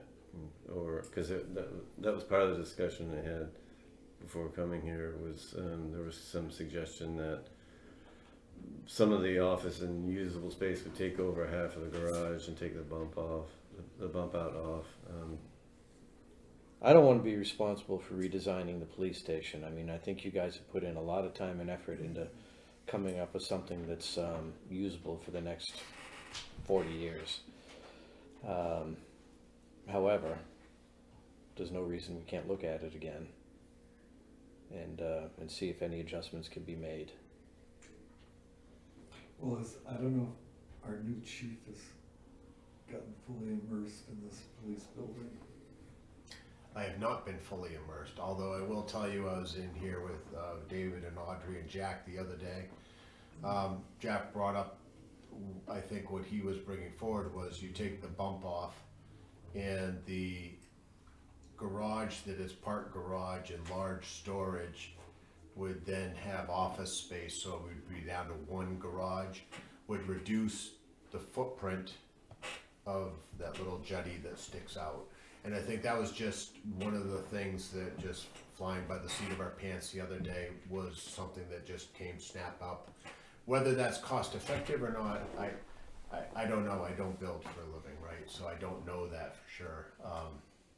I think that we've always talked about, or at least what I was privy to, was that little jetty is there with hopes that someday phase 2 will build around that and bring that wall out. And I think the question is going to be, quite frankly, will there ever be a phase 2? Or do you build it a certain way now and deal with that? I may never see phase 2. I may not be here. I don't know when that would happen down the road. And I think those are some of the questions. I personally wasn't part of this, and I think that when you cut the floor plan down, all of a sudden, I think Chief Shigori said, wait a minute, where's my office? And we stuck this thing on, which I think was probably a great concept without having to redo everything in plan-wise. I don't want to be critical, but I'm not sure I really like that little jetty that sticks out there. No, I don't either. I think it's distasteful. Not to knock your work, because you did a fantastic job, but it's just how it was just kind of stuck on there and not fluid, I guess, is just the way that I No, look at it. I agree. Even though concrete, linear footage, square footage, cubic, whatever you want to call it, costs money. So do corners and angles. And when you do a little jog like that, now you've got angles in the You got roof. the roof, you got You extra got roof. It might be so much easier just to square it off, like your those original. contractors when we were doing the nursing home. Yeah, I mean, knocking the bump off, Builders I make think, what moves did all we, day long. Or knock the bump off, put it inside, then take the evidence area and put it in the second bay. Or, I thought there was an evidence area already. Right, we're gonna move that where the second bay was, so you can put the office in the.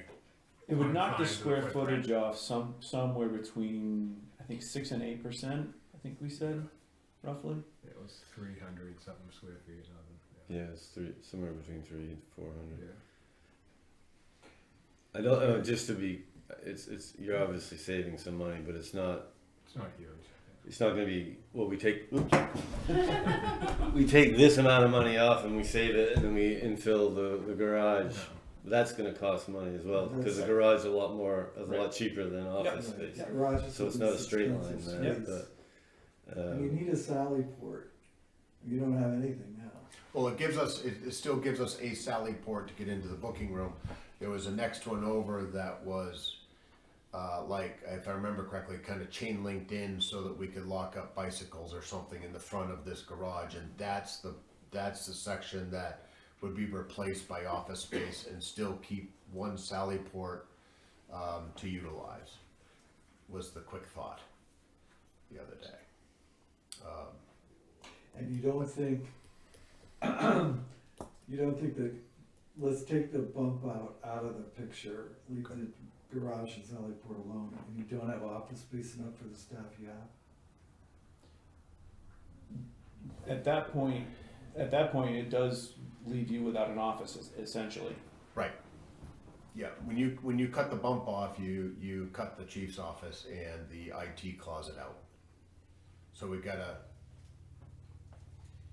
Okay, my recollection is that there were 3 offices in that original design before any bump outs. you had a chief's office, a supervisor office, and then you had the patrol room. Right. When it was reduced, somehow or another, we lost the supervisor's office, the chief's office, the training/meeting room that we had earmarked as the EOC, which we lost $1,000 on that when that was cut. Because we had access with it So being there an are EOC. no offices at all? So you would have, the Juddy would be the chief's office, and then you have the patrol room. You do not have a meeting room anymore. They cut the gym out, but it is what it is there, I think. That was the other piece I think was cut out. Right. In the locker room. And the got a locker bit room smaller, was, it got smaller, right. and the shower got put into the ADA bathroom. So we lost office space when that happened. Not necessarily storage space, office space. So you still have the big storage closet there? Yeah. Off the Oh, plane's right there. Yeah. reception. But to Phil's point, I'm Dave, by the way. Nice to meet you. To Phil's point, we're not automatically going to save Right. everything Right. off of that. And the other issue, I would hesitate to make that change straight away if it doesn't actually get us any closer to getting the project on the ground and going. We obviously would have to redo our drawings, and the MEP guys would have to redo theirs. The structural is not a big deal there. We're not changing a whole lot structurally. I kind of think it might be worth leaving it as it is now to see if we can find somebody who's. Maybe I'm completely wrong on this, but the last design I saw that I believe both of those general contractors bid on had all of the office space. No, I didn't. No. It was the 25% reduction. Yeah, I realized that we did a reduction in overall space, but I didn't think all of the office space came out.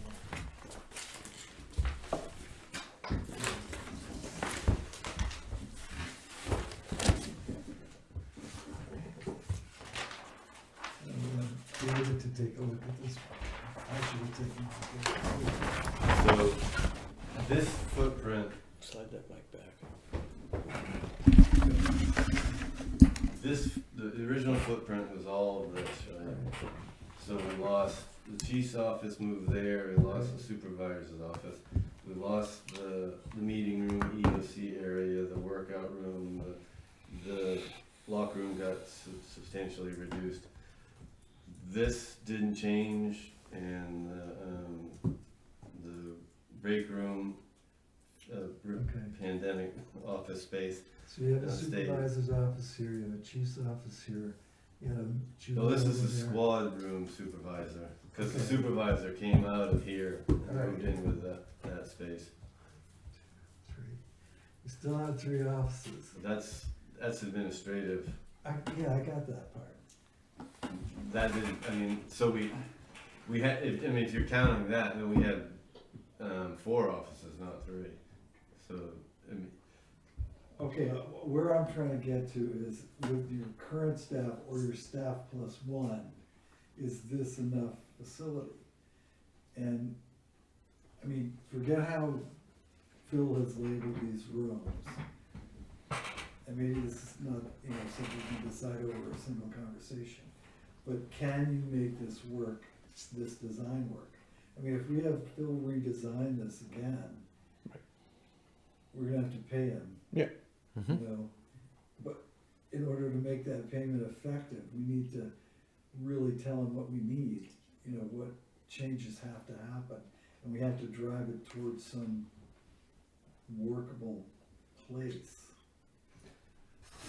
Yeah, which is kind of what I was alluding to. I was just suggesting that if we're gonna look at this alternate route to acquire a GC or the town GCs itself, it might behoove us to get all the pricing together as it stands, and if it's still over, then we can look at, Right.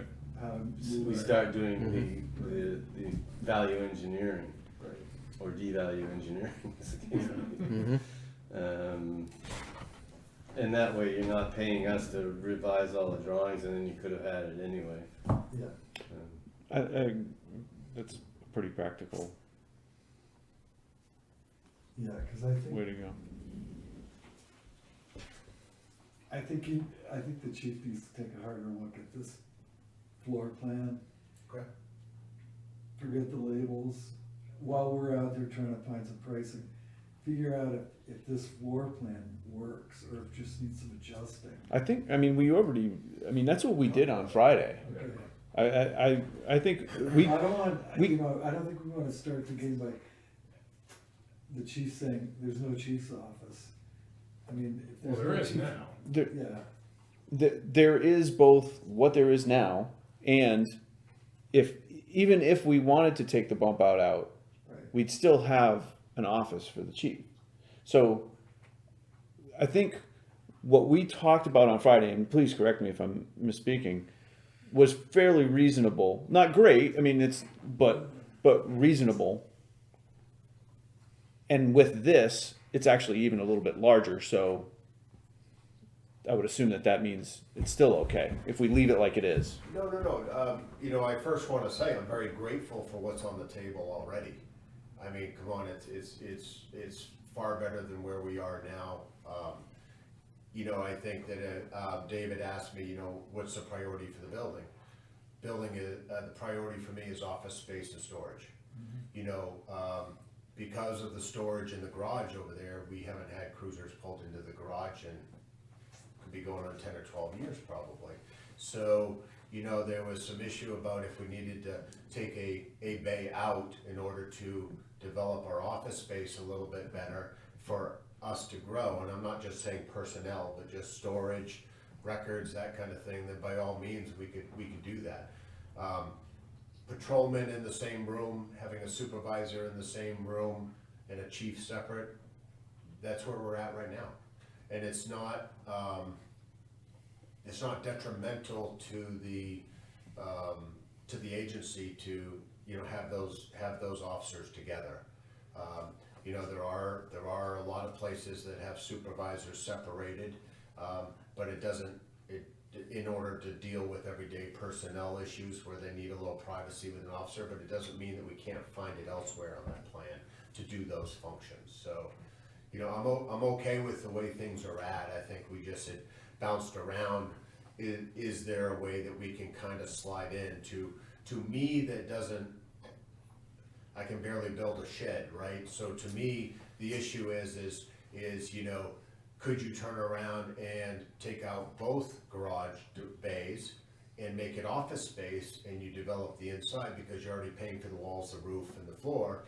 But quite frankly, I think that idea has already been addressed in the sense that that's not gonna be a huge savings and get us office space, because you still have to develop the inside of that large hole, right? So, you know, so I get it, I totally get it, it's. So this is reasonable enough to move forward. If we Sure. do nothing, this is reasonable enough to move forward, at least to start talking to contractors, in your opinion. And it's already far less than what the original design was, 25% less than what the original design was. And I know that Chief Shigori wasn't happy with this design, but he accepted it. I mean, to answer the other question, it was a sense from you is, yes, if you take that off, we can fit that and more into this space. You're down a garage space and a large evidence storage. but we'll get more than just that into here. And we may need to reconfigure some, and obviously exterior wall is prime real estate. We don't wanna have Right. even moving the mechanical room into the middle of the space and getting more window Window space, space. for the offices. I think if we were gonna dish that and do that here, I think that would be worthwhile. But it does ripple through all the Yeah. MEP drawings, The cheap everything. way over there, Yeah. it needs to be in here somewhere, so this whole thing. Well, it could arguably, it could be maybe the squad room Mhm. moves over here and the chief's office is here. I think there's a number of Right. options. But as I say, once we decide that has to happen, it ripples through all of the disciplines. And at that point, I would suggest that we take a little time just to sketch and just look at master planning the whole building again. Not the whole building, I don't think we need to throw the baby out with the bathwater, but I think if we're just working with this and concluding it's never gonna be more than this, and then we should make sure that we make the most of that, and not just, cause if that moves over there, you're not gonna build the drainage or you're gonna change it, it's never gonna be a garage.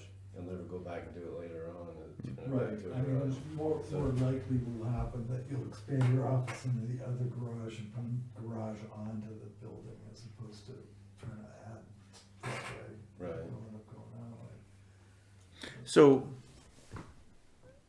let's go with the assumption that we just stay with what we got.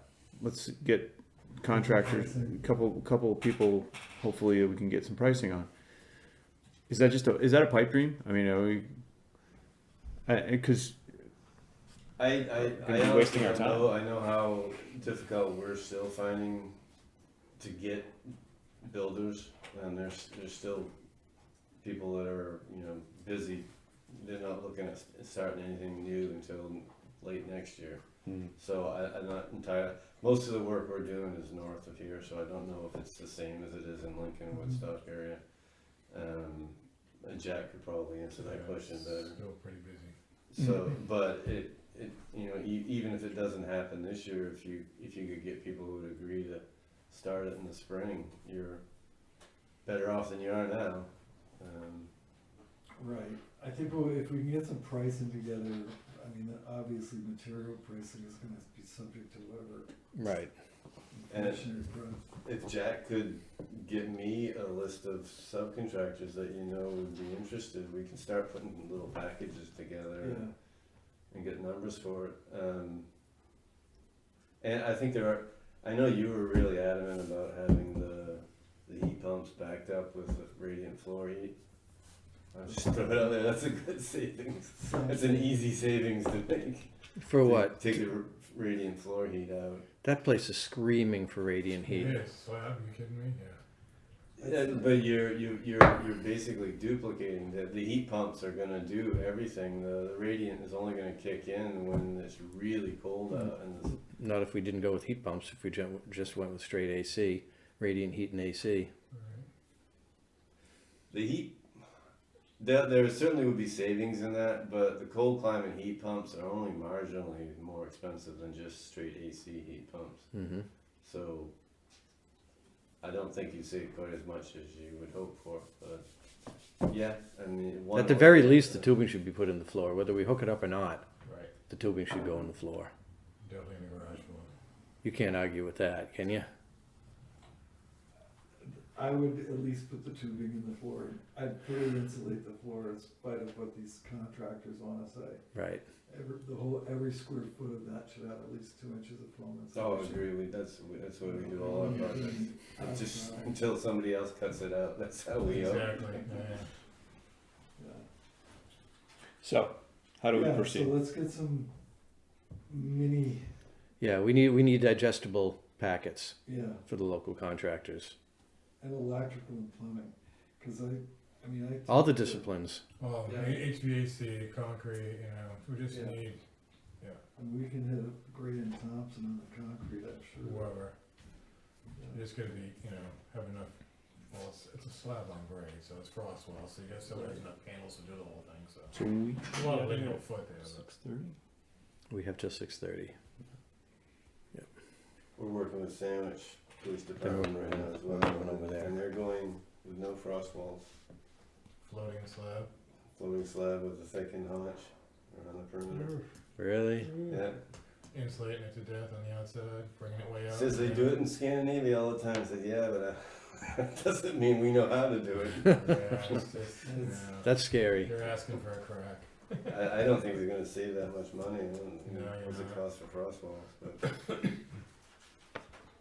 Yeah, and we've got the perfect site, being an ex-gravel pit, and I still don't think you could do it without a frost wall. I No, mean,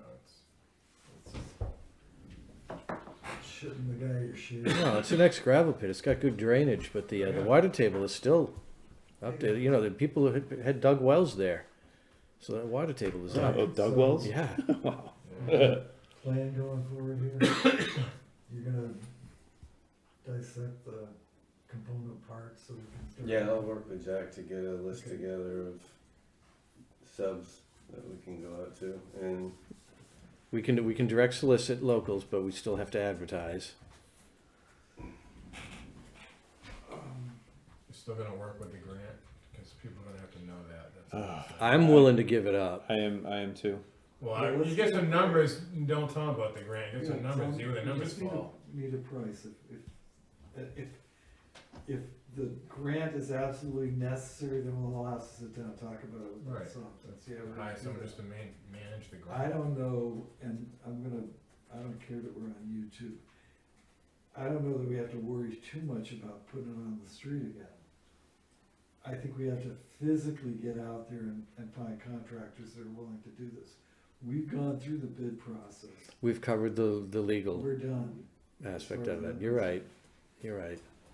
so, and we just need to get this thing built.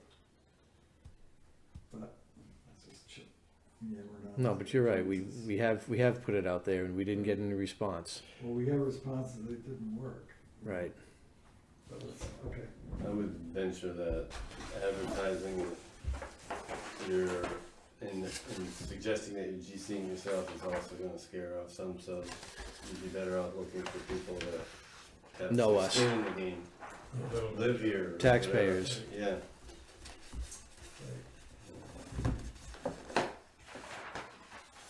These are yours. Great, Okay. perfect. All right. Nice to meet you, Phil. And you, Thanks, Phil.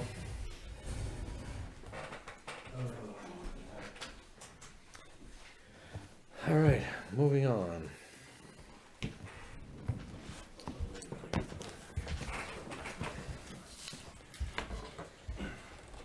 Thanks, guys. Yes, thank you. You too. Thanks, Chief. All right, we have before us what we're calling a consent calendar. This is a new approach to, not action items, Signature folder. the signature folder. These are items of general significance that we would sign on a normal basis. But instead of going through them, signing them and talking and signing and talking and signing and talking, I'm going to give you a synopsis of what they are. And if necessary, we can go into further detail. But at the end, I'm going to be asking for an approval of all of them or some other motion that may eliminate one or the other. And this is all for efficiency to help speed up the meeting. So we have 8 items on the list today. The first item being a Joint Loss Management Committee annual inspection reports. These are reports that were done by our Joint Loss Management Committee of all the different departments. Safety inspections and whatnot. The reports have been submitted. I expect that we've all had the opportunity to review them. Yep. And we just have to review them and sign off. Item number 2 is the State Department of Revenue Administration will not be using the PA 28 form in 2025. Do you need to explain that a little bit? Didn't we've not used that form before? No, not many towns do anymore. Okay, so we're just signing off an acknowledgement that we're accepting that? Okay. Uh, the May 30th personnel action form for our new officer, Colby Cross. A personnel action form for Robert McKenna, that's transfer station. Fire, sorry, my apologies. The end of the year, December 31st, 2023, which is the 2024 MS 535, that's the DRA auditor's report, thank you. Item number 6, institutional exemption worksheet for tax year 2024, the Tuftonboro United Methodist Church for late filing of charitable exemption A9 form. Same thing for Second Christian Church of Tuftonboro, and the same thing for Camp William Lawrence. And these were all late, this is the first, I've been here a while, this is the first time this has happened. Is it because there was a change? I believe the form, this institutional exemption is a new form that the assessor has to do. Oh, they So are. it might have been late in the past, but you didn't have to go through this process. And now the state is requiring the assessor to do a worksheet. So it was our assessor who was late. No, the assessor wasn't late. Okay, The institution was late, but the state didn't require a form. okay. The state implemented a form. We're just acknowledging acceptance. Right, yeah. Okay.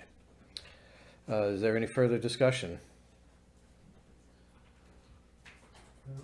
I would entertain a motion to sign all 8 forms. I'll put the motion to sign all 8 forms presented on the consent calendar for June 12th, 2024. I'll second that. All those in favor? Aye. Aye. Okay. In the interest of time, you might want to just stay a minute after you're done. Sign these at the end. Okay, don't let me forget, please. Okay. Action items. Horizons Engineering has given us a proposal for the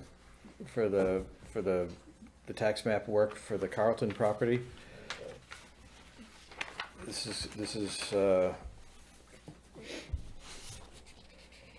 for establishing that boundary line. Another work that they're going to do for getting this ready for transfer is going to cost us $6,750 plus application fees and other costs. Application fees and costs are estimated at $500, so we're looking at about $7,250 overall. I don't know what the application fees would be, but whatever. Did you take a look at this? I did. Okay. And I still don't know what the application, and we don't have to apply to the planning board for a lot merger. At any rate, So do we? this is a good use of contingency funds, I think, if it comes to that.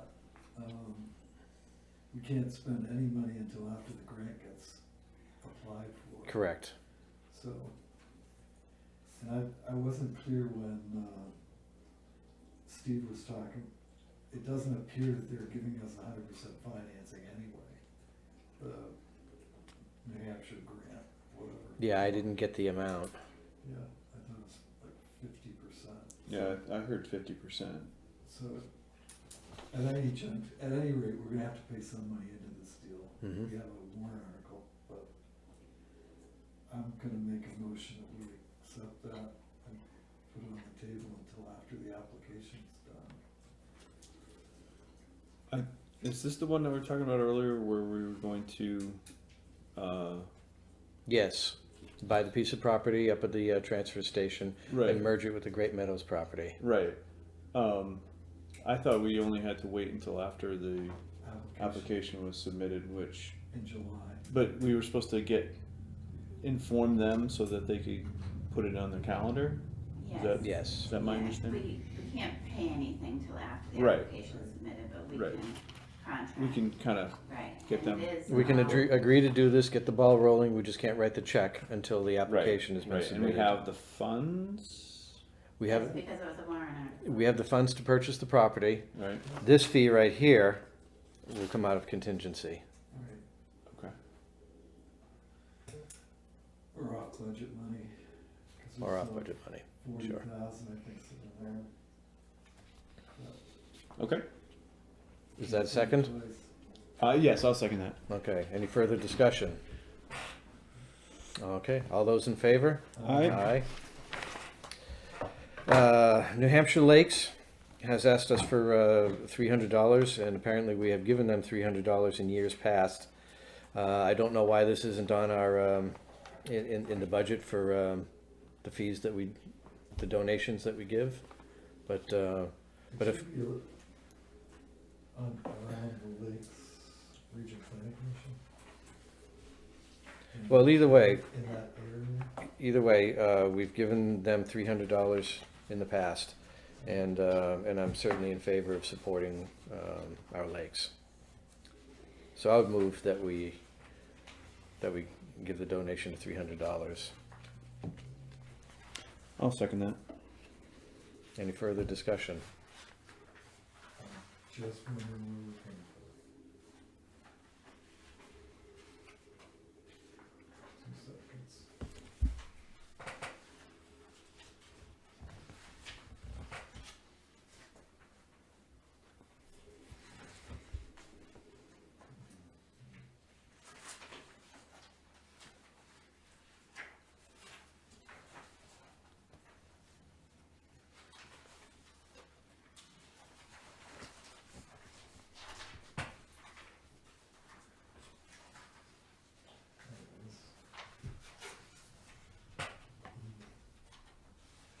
And for the record, I am uncomfortable putting forward unbudgeted expenses.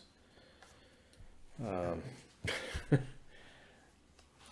remember that. Yeah, well, but we have given, Okay, let's, who is this money going to? New Hampshire Lakes. Okay, .org.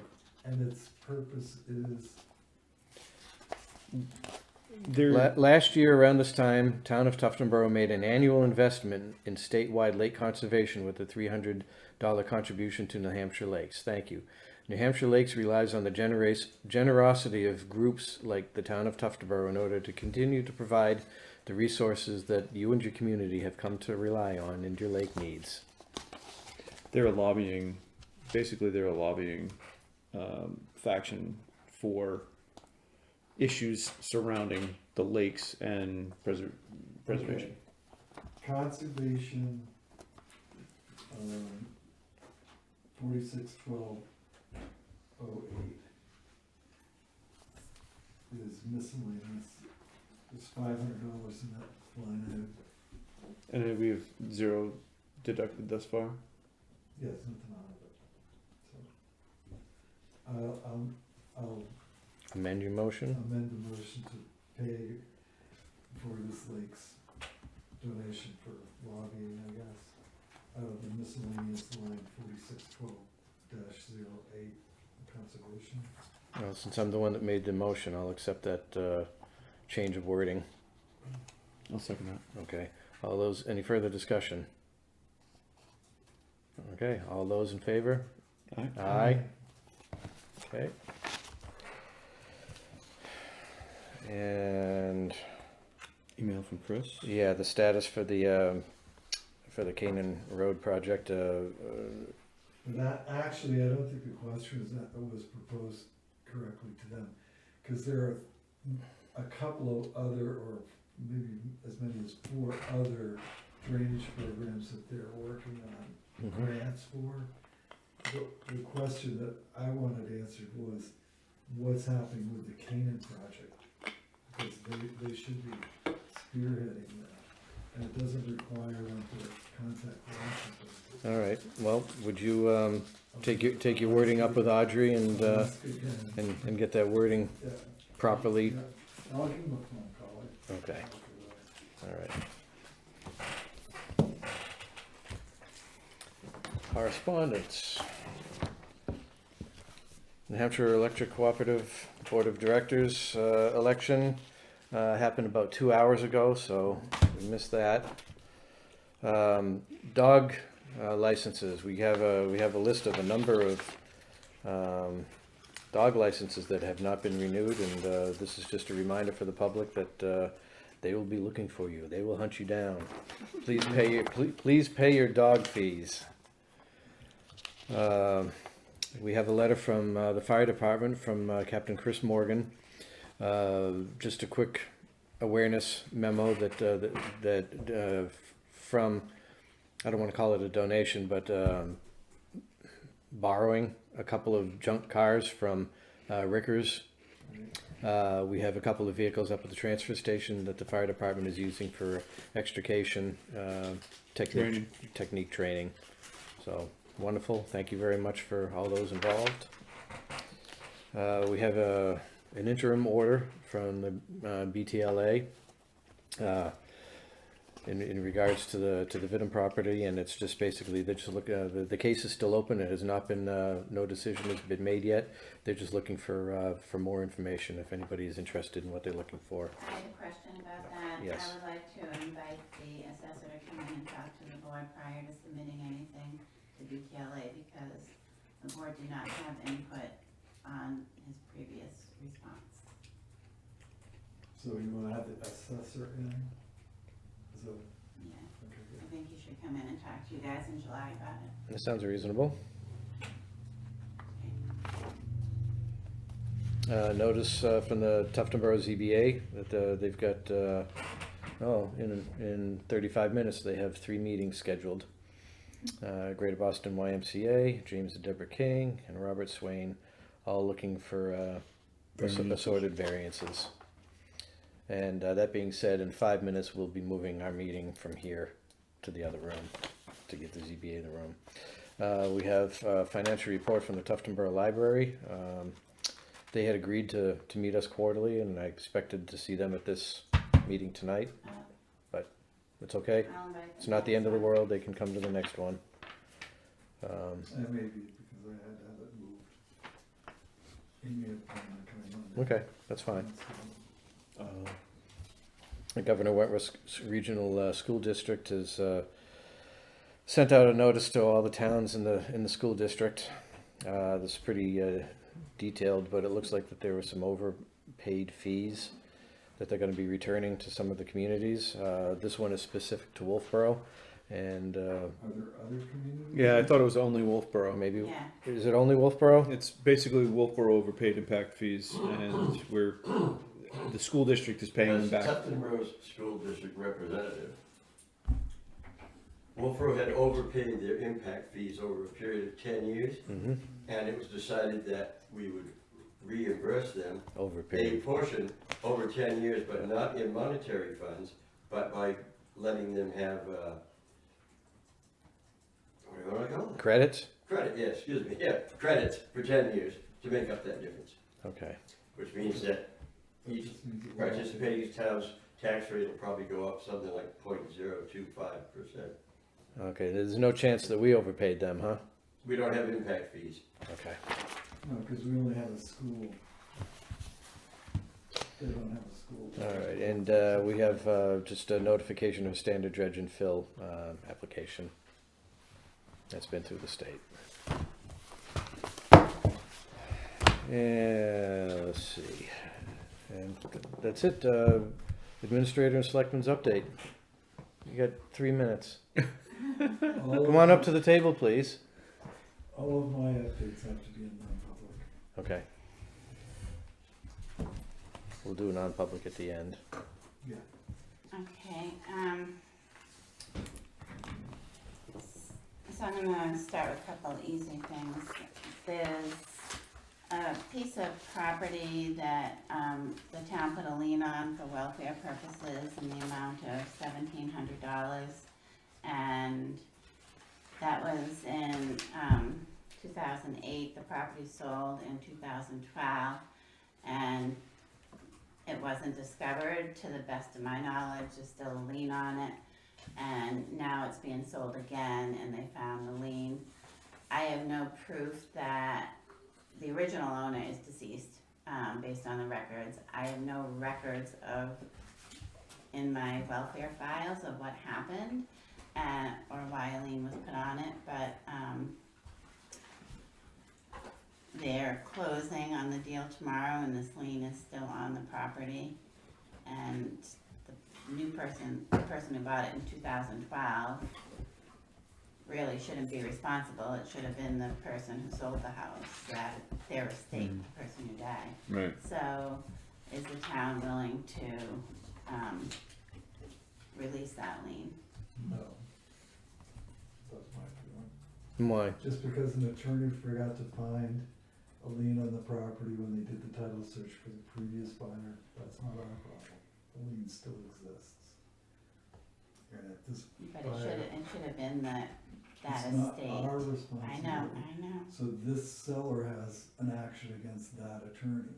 They have title insurance, or whatever they have, malpractice insurance. I mean, the town shouldn't have to take a bath because somebody did a bad job. That's all I'm saying. And that's a completely valid argument, and I support your position. But I can't prove that it wasn't paid. How about for non-payment of taxes? Ooh. What about Jackie? Yeah. What about our the tax collector? tax She's the collector? one who brought it to me. So she's saying it wasn't paid. Is that what she said? She received the email. The taxes are all paid on it. Well, obviously the lien isn't paid then. Right. But she doesn't monitor those liens when Oh, properties sell. All right. So essentially, I mean, that's the job of the lien, The seller, but he died. no, agreed. But the buyer in 2012 and whoever the buyer was after that, or is the buyer in Tomorrow. 2012 Has owned it. has owned it since, right? His title insurance Well, yeah, should have he's- covered that. He's selling it Right. to this new person. Mhm. So they can take the proceeds that he gets for the sale and pay part of it into this lien. It shouldn't affect the buyer at all. No, it's not the buyer, right? Correct. But the buyer won't be able to buy the property if the lien's not settled. They probably can because we're behind the bank, but If the seller pays the $1,700, the lien gets released. right. And all the seller needs to know, or the closing agent needs to know, is that this amount of the closing proceeds have to go to the town of Tuckenboro. I don't know how that's, if he has a mortgage, the mortgage gets paid and then we get paid and then he keeps the rest. I just feel uncomfortable that I can't prove that it wasn't paid and that the town, the office, whoever was sitting in my room at that time, you know. But the burden shouldn't be on us. Right. Yeah, okay. And The burden and should be on you. Yeah.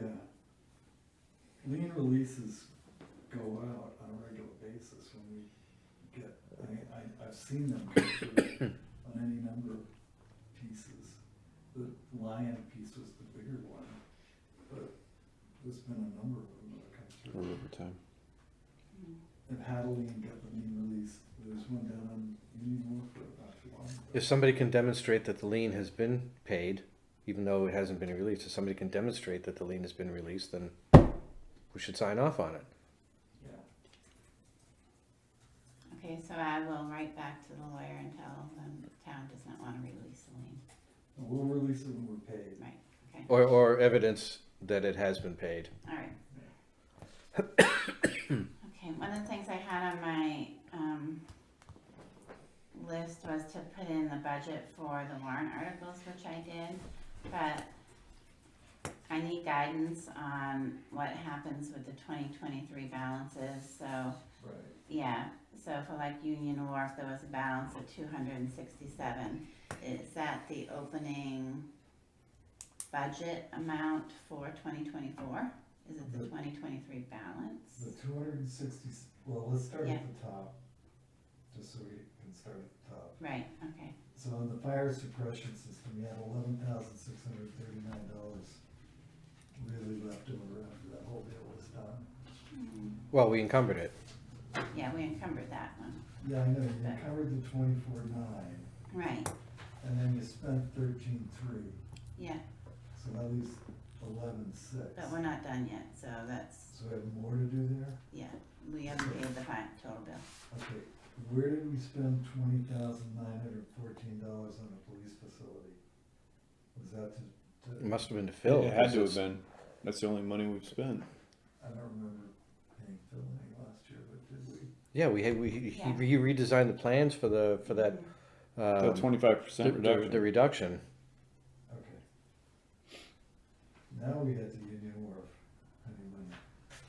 Well, the solar money next, Sorry? the solar, that 30,000, I should add that to the That goes 350? forward. Yeah, you carry Okay, that so forward. that's plus 30K, So okay, it's 380. all right. Contingency goes away, it doesn't carry, So that goes That's a back lot. in. okay, The road paving 74,370. right, done. That's gone back in. Union Wharf went forward. All right, so that's gonna end up being over budget. Well, this is good. Union Wharf here, the negative 359 Right, so you had 267, you spent 359, plus 100,000. So Oh, you had plus three- 100,000. You had 367, right. Okay, I forgot about that, right? so, Capital reserve for the town highway truck. Okay, that 108,000, I think came out of, grant money. right, so money just didn't get applied down there. And I can't figure, the milfoil, I think you had figured out at some juncture. I did, yeah, so, we just got that from the trustees. How did we overspend the police fund by, $12,000? Or do we have to fire our police chief again? No, the 50,000 is the 2024 warrant article, Okay, so, well, there was one in 2023 as well.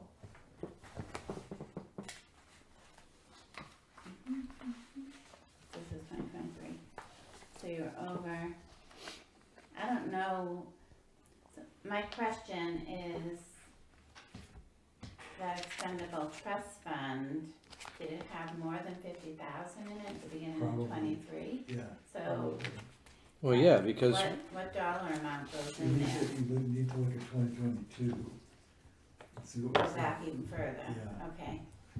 because we used leftover monies from So- 2022 for the So on balance. the capital reserve ones and the expendable trust funds, should the budget, that balance be what the trust fund people have?